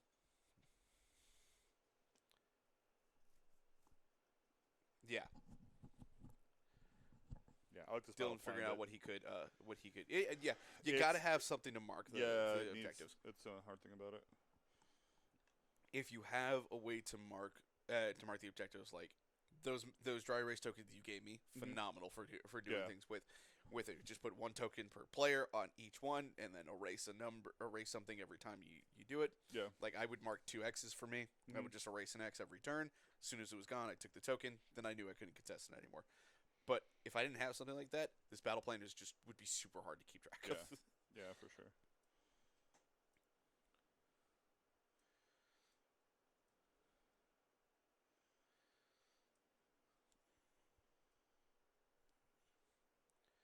Horse retreating. He does not want to take 10 damage to the face and just die.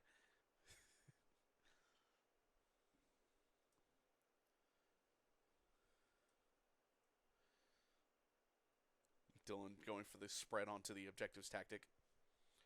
He's going to be planning on getting on the 3 objectives, which he has 3 of the 4 objectives of which he has access to for primaries. Yep.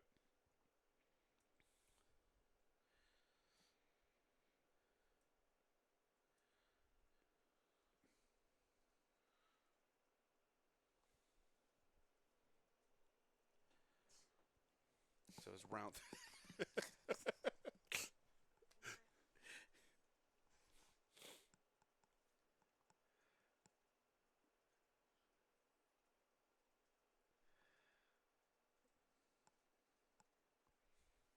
Brian really needing to do a lot of damage this round to kill a bunch of stuff, prevent Dylan from doing a lot of board control. Do they still do the 46 mortal wounds, or is that they don't get access to that because it's the The Primary Gatebreakers can do that because it's on their war scroll. it's on the war Yeah, scroll? they Okay. can forego all of their attacks to just roll a 4 up and see if they do somewhere between 4 and 24 mortal wounds. Just do a mini blizzard.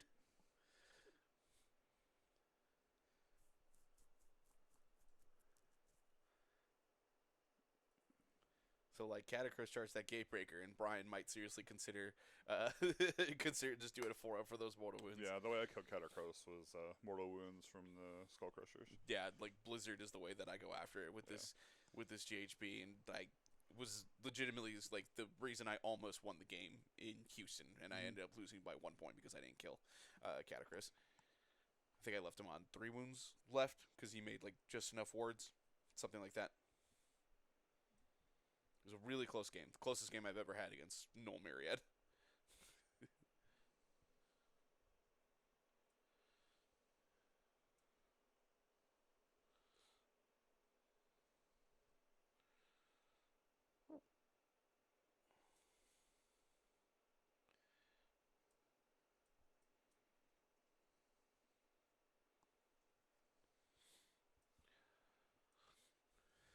Dylan and Brian talking about in the lore about Slanesh being freed, hopefully soon. Yeah. At some point, would love to see that, like, actually happen in the lore. They've been teasing it for a while now. I think that'll be like maybe a 4th edition thing we see. I would love to see it. Yeah. Because it's been something we've been seeing since, like, Wrath of the Everchosen came out, like, Yep. 3 years ago. Yeah. And I how think- it's like he's literally, like, 1 chain break away from, like, getting out. And he could, like, break out at any time, essentially. Yeah, and I think it'd be really cool too if we see Tyrion come out at the same time. That would be dope. Would love to see Tyrion come out Yeah. as when Slanesh breaks out. And it's That, kind of that like... may pull me back into the Lumineth. That I would did, I did be- sell that whole army. I didn't even paint it, but I mean, painting it was a freaking nightmare. Yeah. I painted one model. Did not. Did I assume Slaanesh gender? Did I not say they? He, she, all genders work for that piece of God.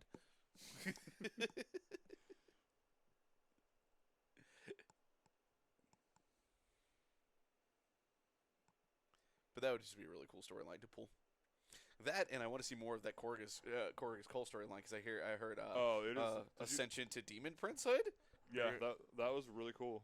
Finally get a named Demon Prince. Okay. Maybe I think Okay. so. I mean, he was fighting, and it was pretty cool because he was fighting, and like he had a tail, and like Yeah. his hand was turning into, like a demon claw, Okay. and then his right hand, like Slaughter Priest dude, is like, oh, I have like blood of metal, and like I thought it was like not real metal, but like one of the fire slayers like hit him, and like his axe melted in his body. He has like liquid metal as blood. It was super cool. Okay. Okay. So I think we're definitely getting a new Korgus Cole. Not Scarbrand Bandit, Korgus Cole, the one with the reality splitting axe that he sends people to his dad.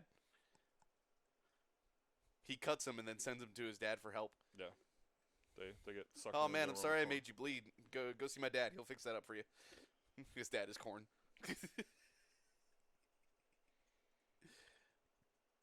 Oof. Rutro. Ruh-roh. This might be the end of the game, guys.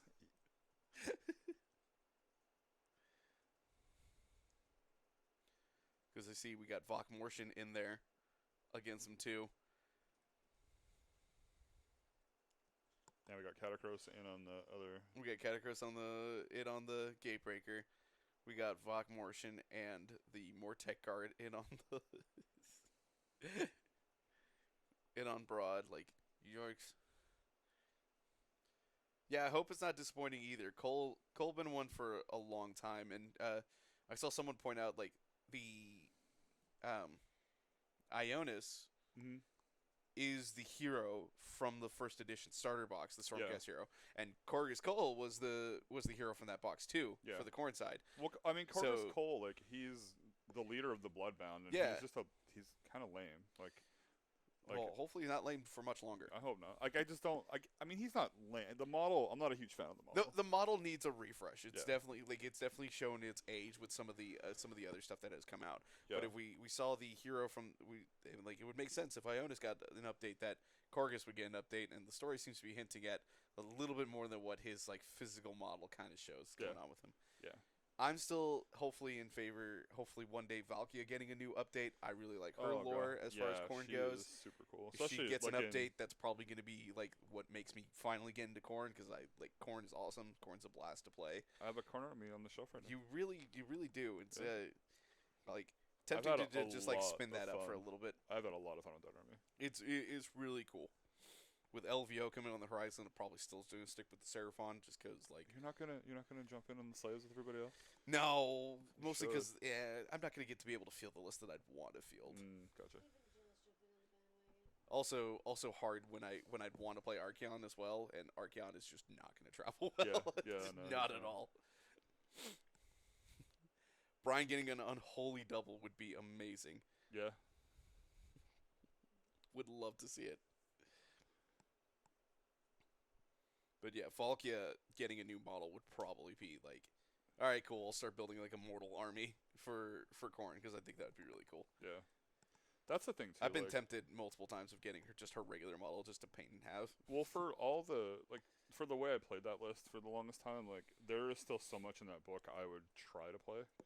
Like people don't use Skull That book is Reapers. pretty deep. Yeah. It's super deep. People don't use like Skull Reapers at all. There's a lot of tech in that book that Yeah. that you don't see. Valkia is super cool. Yeah.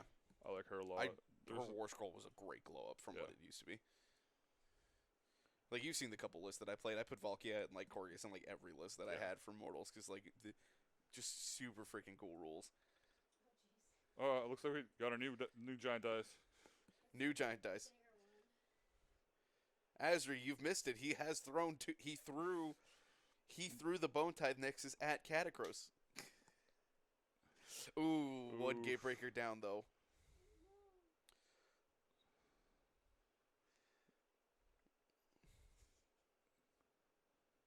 The more attack, 2 more damage. The Mortek are gonna do more damage.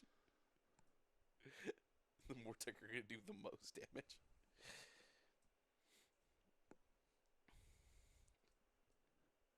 I can't blame you. I still got to binge Scott Pilgrim myself, man. You're just about in time to see the end, I think, right here. Yeah, this is about to be it.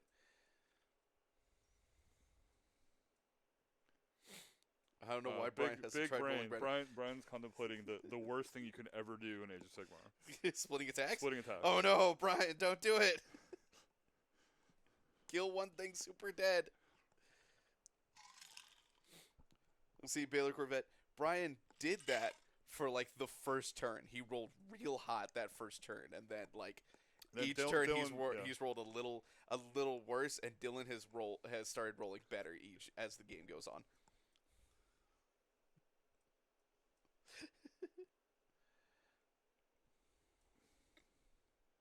There's lots of big brain splitting going on here. I don't know what's what. Cartoon to movie to comic, which is interesting for Scott Pilgrim take when I hear the cartoon deviates a lot from the way the story goes, in like a good way. Yeah, I still haven't. I've been meaning to watch that. I've not. Did you read the books or watch the movie? Mm. Oh man, Scott Pilgrim, super good. Yeah. Very much one of my favorite like IPs as far as like storytelling goes. Very I like a protagonist that you're not really supposed to like. Yeah. Like Scott's kind of a douche. Kind of a douche. Yeah. Yeah. I don't do. I'm the classic. I like the shiny hero guy. So I don't know how I do with a douchey hero. Well, the thing is, he's a douche. It's a sequel. Oh, that's interesting. If that's the case, so Scott is a douchebag who like gets better. That's the whole point. Is like he learns about like why his life is shit and realizes it's his own fault, and then towards the end of the story he changes. Oh, okay. Mm-hmm. It's very cool, and like knowing that spoils nothing of the book for you. So like I highly recommend. If you ever want to borrow them, let me know. I have them in color and paperback version. Yeah, I'll have to check it out. Mm-hmm. Shouldn't have split those attacks, Brian. Maybe we would have killed something there.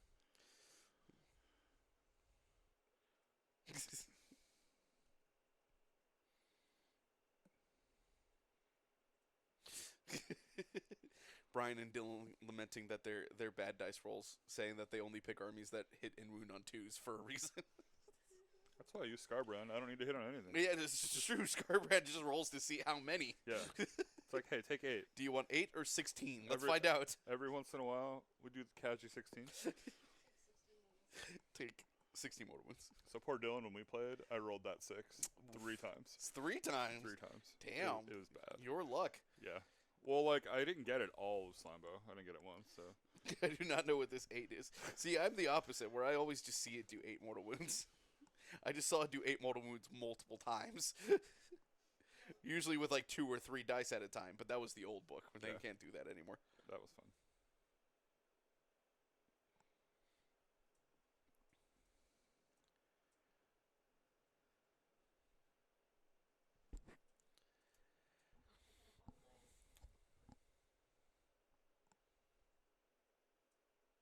Oof. 2s and 2s on 31 dice.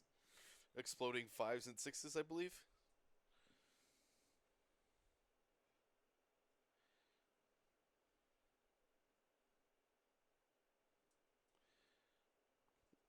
That's a lot of 5s and 6s. Oh my god. Yeah, this is... He owes him 11 more dice. 11 more dice. But yeah, it's run 3. He's got the Os Effector. He's got the -1 to save. He's got... it's just... OBR is super dumb. Even this narrative list is just... Are they Rent 5, Bandit?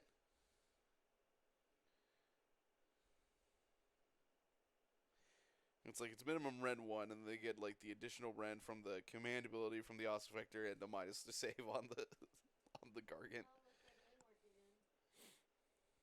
They're run through right now. They're Rent 3 right now, okay, yeah.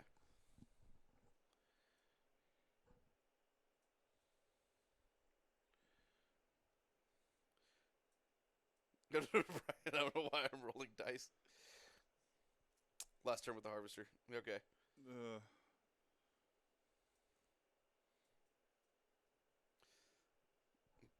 Brian falling on Broad falling on Catacross just to spite him. Takes the 3 mortal wounds, Oof. and that is going to be the end of the game right there. Broad is gone. Dylan will have free reign to just clean up with primaries, get a few battle tactics. Dylan does get another 5 points this round to go to 15, and then Brian will cap at 6. Dylan could feasibly get 2 more battle tactics between Intimidate and probably can do Surround and Destroy if he runs round 4. The question is for primaries. Dylan will siphon the top left and the bottom left, and then Dylan round 4 can take hold 1, 2 more, and then hold 1, 2 more. Yeah, he can easily get another 5 each. The rest of the game, each round, and then get his grand strat to end the game at 23 points.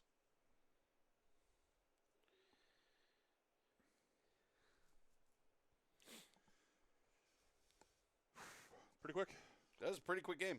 Dylan plays fast. When me and him play, we play really quick. He does. He does play fast. And then Brian has 4 models to move. So yeah. Also very fast. Also quite fast.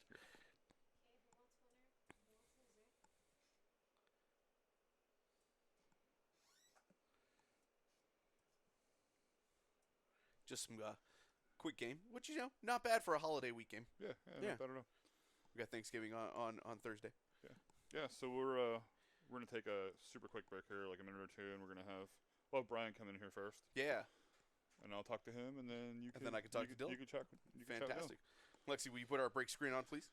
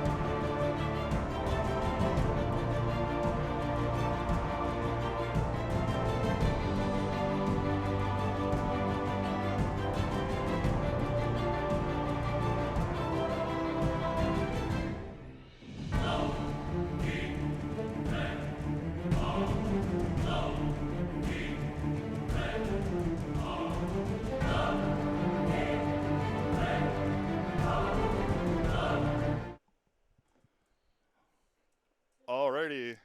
Here at Brian. Looked pretty rough, buddy. It was pretty rough. Man, I'm sorry. So, I need to officially remove please. this curse. I'm sorry. I you I can't apologize. take out your giant games on me, my friend. I know. I really apologize. So it looked pretty rough. Like, he had massive rend on those giants, dude. I did. Massive rend on a big turn, and the obelisk of Tor Crania just failed me. Yeah. Just failing those and not getting those damage 5 hits in on Catagros allowed him to live, which then snowballed me. That means the Mortek had additional saves. They were doing additional plus hits. I kept losing a Gargant turn because they were buffed to the 9s. Yeah, they were what, Ren 3, he was Ren 3 hitting on 2s, wounding on 2s. and then he wasn't he 5s and 6s were more additional hits? Yeah, that was rough. So there's a lot going on. I don't know. I probably need to play more games. You definitely haven't been playing for a while. My dice are still cold. Yeah. Well, you were hot with that big dice, and then what happened? You guys decided to make him touch it. Joe was like, "Hey, touch that dice real quick." Why did you do from there, it started rolling 3s, and he just kept going down.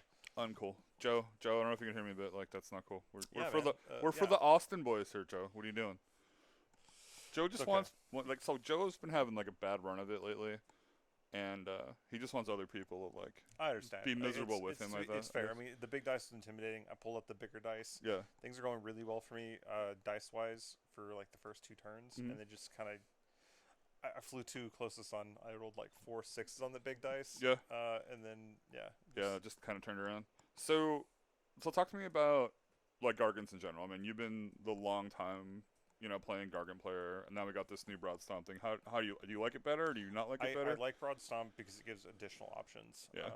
With the Battle Tome as it is, you don't like. It's not figured out, right? Like there's not a set list that works for like 4 big boys. Yeah. You can take the 4, but then you're basically giving up a Legion's abilities to do that. Right. Where Broad, you don't give that up. Like everything works with the big boys. Yeah, you get the 5-up ward, which is really good. You get the D3 heal. You get to pick up people's terrain and throw it at them. That was really cool. You throw it to Necropolis and I hit him with his own face. terrain piece. Like he didn't like that. Yeah. Didn't do any damage, but he didn't like it. Yeah. Took that away. Took away options. The army plays really aggressively. It's not quite as fast as like a standard Gargant list. Yeah. But it tends to be a little more defensive. You have a bigger wall, and you have those easy tactics that allow you to be very, very aggressive. Yeah. And of course, as we're seeing in most books, having easy tactics like that play into how the army wants to play makes all the difference. It's huge. It's really big. You kind of got the haves and the have-nots, especially in this GHB. Yeah. Like one thing with what me and Eli are talking about is the Blades of Corn. When you're playing, like, your first tactic is really tough. Yeah, and that's kind of what happened on this game. Dylan and I didn't realize at the time, but him giving me first turn made it so like I basically had to burn a tactic. Yeah. So I took one that could have been a Hail Mary, and it wasn't gonna happen. Yeah, that's OBR. killing anything like that with against OBR is tough. Because I mean, I have battle tactics that are easy, but they require me to go on to an objective that he controls or get out of the deployment zone. And when you have this particular mission, with the deployment zone being half the board, I just didn't have the movement to get out. Yeah, I mean, I guess technically you sort of could, but then you're running with both, not throwing stuff. Well, even statistically, I would have to get my prayer to move 12 inches to move the 9. I can't really clear the board consistently because I have a big 6-inch base. I'd have to run with them and hope to get a high run. And I have to do that with 3 Gargants.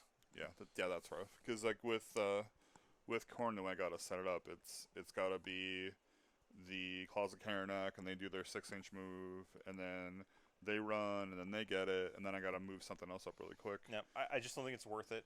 Giants, they hit hard, but they have to consistently do damage, and giving up an entire turn of possible damage just isn't worth it. Did you ever think of taking like a Arcane Tome or something for magical dominance or anything like that? If I take Arcane Tome, that is good, and that opens up things, but it makes my grand strategy harder. At that point, I can't take Slaughter of Sorcery. Unless you just suicide. Yeah, but the garden. That is definitely a possibility, but that's basically. I don't like taking a grand strategy that relies on me killing one of your own dudes. Yeah, that's fair. I definitely get that.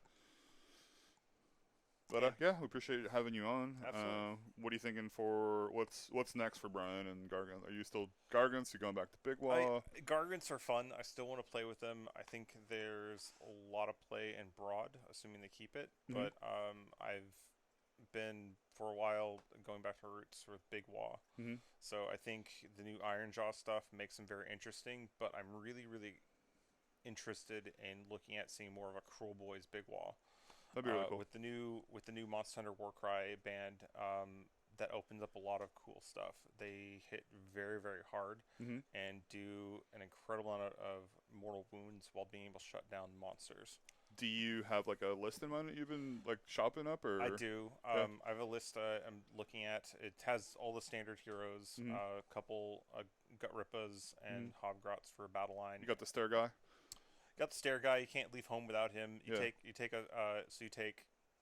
Gobsprak, I'm sure. Gobsprak, Yeah. Sludge Raker. You take a War Chanter,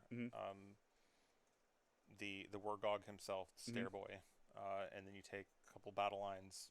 More likely Gutrippas, a Gutrippa, a Brute, and Hobgrots as your battle line, and then you fill out a couple units of those monster hunters. The monster hunters look really cool. I like that unit a lot. At some point, I need to get back to my Crowboys, but I think when you go back to Crowboys, using them as your battle line can really work for you. Yeah. So they're pretty solid. Reinforcing them and sending them at something like they consistently do incredible amounts of damage. They're 2 wounds apiece. They're just very, very good. Yeah. All right, man. Well, it was great having you on. Absolutely. We're going to break for like 2 minutes. We'll have Eli come on with Dylan, and we'll finish it up from there. Absolutely. We'll be right back. Gal in the chair, can you? No, laser eyes.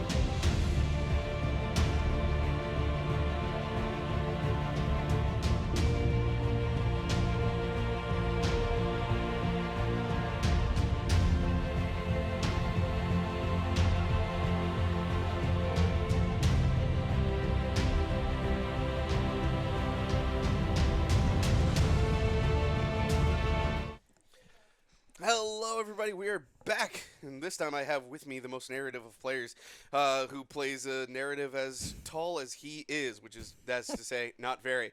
Dylan, thanks for coming on the stream, man. Representing your hometown club, the Harambe's Heroes. Yeah. With, I guess, what can be considered the most narrative OBR list that you could have brought. Yeah, I mean, and still just doing OBR shenanigans into Gargans. yeah, turns out if everything's on like 2s and 2s, the dice start working and you can kill stuff. 2s and 2s, lots of rend. I remember you were saying before the game, you didn't feel like it was going to be that good into Gargants compared to other armies. Well, the specific trick I really wanted to do was not. What was the specific trick you wanted to do? So the dumbest thing that I could find in the whole book was countercharging with Mortis Praetorians. Okay. With Vokmortian with his budget discount Hand of Dust. So the idea with the list is you charge the Mortek wall, or anything really, and the Vokmortian missile shoots out to your favorite toy and Hands of Dust it during the next magic phase. Obviously you can't do that with giants quite so well. No, you just do a bunch of mortal wounds. Still good, just not as good. Instead, you got the nice, we saw the big Vokmortian tech with the roar to basically lock a Mega Gargant out of doing anything in combat. Yeah. In addition to just not being able to all-out defense or all-out attack. Yeah. Yeah, it's a really good little... There's a lot of combos in the book. Obviously, Morghast doing Ren 5 and 1,000,000 damage is great with, no command points. Jesus. But there's more tech into the book if people care to look for it. Yeah. This was kind of one of those lists where Exactly. you weren't bringing spamming more guys. You weren't spamming a more discard. Yeah. Doing Catacross and Archon. You weren't doing this wasn't one of those where I would call it like the easy build. Exactly. A lot of things have to go right for it to do anything. Mortek are still very slow. They don't start with great stats. They kind of have to get buffed into it, and you saw what happens if an entire giant army throws rocks at it and runs it over. Like, I got lucky that they didn't die. There was the only thing. There were multiple units that you had on like their last leg, and if Brian was able to do just like a little bit more damage, then he might have been able to squeak out a closer game. Oh, absolutely. He got Catacross down to 5 wounds. He got the horse down to 2 wounds. He got the Mortek down to 2 models. Which you nearly Twice. brought back that whole unit. Yeah, Recursion's still pretty good. Yeah, the Harvester is not as good as it used to be, but it's still pretty good. Still pretty good. Yeah, does it make you want to try a Crematorian's list at some point? Oh, absolutely. The only thing that stopped me up till now is that this is my elite build or my elite army, and not playing 1,000 models like Night Haunt that I was doing forever is That's fair. a nice break, but 70 Mortek and 2 Harvesters is a really fun time. Dude, it sounds like a blast. It's kind of like what I would love playing. And honestly, a paint scheme that if I were to build... Oh, that's like the dark black one, if I remember correct. Super, super cool. So the question is, 1, how do you feel about Broad Stomp? Into a death army that can either stack recursion or stack saves really well. Broad Stomp is a very balanced, it's a back and forth kind of a game. You saw how close he got. If he kills Catacross, if he kills the Mortek, either way, then that goes probably towards the Giants because I no longer can kill him. Yeah. If you've got the tools to deal with it, it's a fine fight. Yeah. If you're, play Seraphon and spam on... You're relying on chip damage. It's a lot harder, and I can definitely... I gotta say, having my own terrain piece thrown at me was not the best feel. Not fun, is it? Just open up the charge lanes and stuff for you. Yeah, it's one of those where, like, as a Seraphon player, I feel like that's a hard matchup, and then you just, like, gave it something that gave it more tools. Exactly. Like, what you lose is more than made up for. For that one. I think it's closer to how the AORs should be. Like, you got the one end of the spectrum with the pigs, which is obviously not so bad how you should do anything. No. You got the other end of the spectrum, which, the KO first release AOR, which is the worst possible every kind of interaction you could have. This is definitely closer to the KO than it is to the Iron Jaws. It's closer, but we're real close to that middle ground, like where Trug's at. I think that's close. I think These Trug two are is very kind close of the to it. sweet spot for what you want, right? Like, it's not super strong. It doesn't... Because in my opinion, Broad Stomp makes Gargants better than they were at their peak. In my opinion. And the only thing holding them back is the GHB. It's part the GHB and part just the other armies have caught up. Like, when we look at, early 3.0, not many armies had the damage output to really deal with that. Sure. I think, power level relative-wise internal, it's probably a little bit stronger than it started out as, but everything else, there's more things able to deal with them now. I suppose that's true. It's just not lizards. But I've always disliked Gargants. Fair. Me too. As a lizard player. Cool. It was like, cool army, cool army, cool rules. I've always, like, enjoyed it as an army, but I've never enjoyed, like, facing it. Yeah. And that's mostly like the way that Seraphon plays into it. Yeah. But I still think it's I think it's really strong. In my opinion, I think in my opinion, it's stronger than it's definitely stronger than their old book was. Yes. Which was when their peak was before the current book. It's also, in my opinion, less fun, but that's also because I like the Monstrous Rampages from the previous book. The like giant roar, the suplex, the pile drive, like the headlock, super super cool. Mortal Wounds and Rend have seriously caught up. You're totally right. I would just love to see AORs all on that Trug sweet spot. I agree. We're hopefully getting... Iron Jaws is written by someone who does not understand how that army works. Yeah, not at all. They don't understand what makes Iron Jaws good. No. You tell how they've been dealing with the various updates to them. Yeah. But that FAQ update was really nice to make the Tusk boss be able to wield enhancements. So that's cool. Very much like that. Anyway, anything about the game that you would have done differently that you didn't do this time around? That doesn't involve like a list building change. Not really. Maybe it would have deployed a little bit more conservative with the Mortek, not redeployed into him. I was trying to bait him in. I just didn't expect the damage to hit that hard. To be that hard, yeah. I wanted him to burn objectives as early as possible. That makes sense. In hindsight, if he'd have rolled 1 more 2, that would have been a pretty big mistake. Sure, maybe. I can see how that would have been, but the fact that Brian was basically burning 3 objectives by turn 2 was kind of It helps a lot as long as I can live. really pushed it for you. Yeah, but exactly, as long as it lives. He was playing kind of aggressive and gambly in that Yeah. way without having to fully commit. It was weird where I thought it worked out really well in that aspect, where he was just committing basically 1 Gargant to your army to hold you back, but didn't do it. Either way, it's a really fun game. We appreciate you coming on, man. Absolutely, anytime. I know Always you good to didn't come get out the and like monkey Joe around. rematch. Yeah, always the monkeying around. We'll have to have you back for sure. Anytime. Lexi, is there anything we need to announce before we end the stream?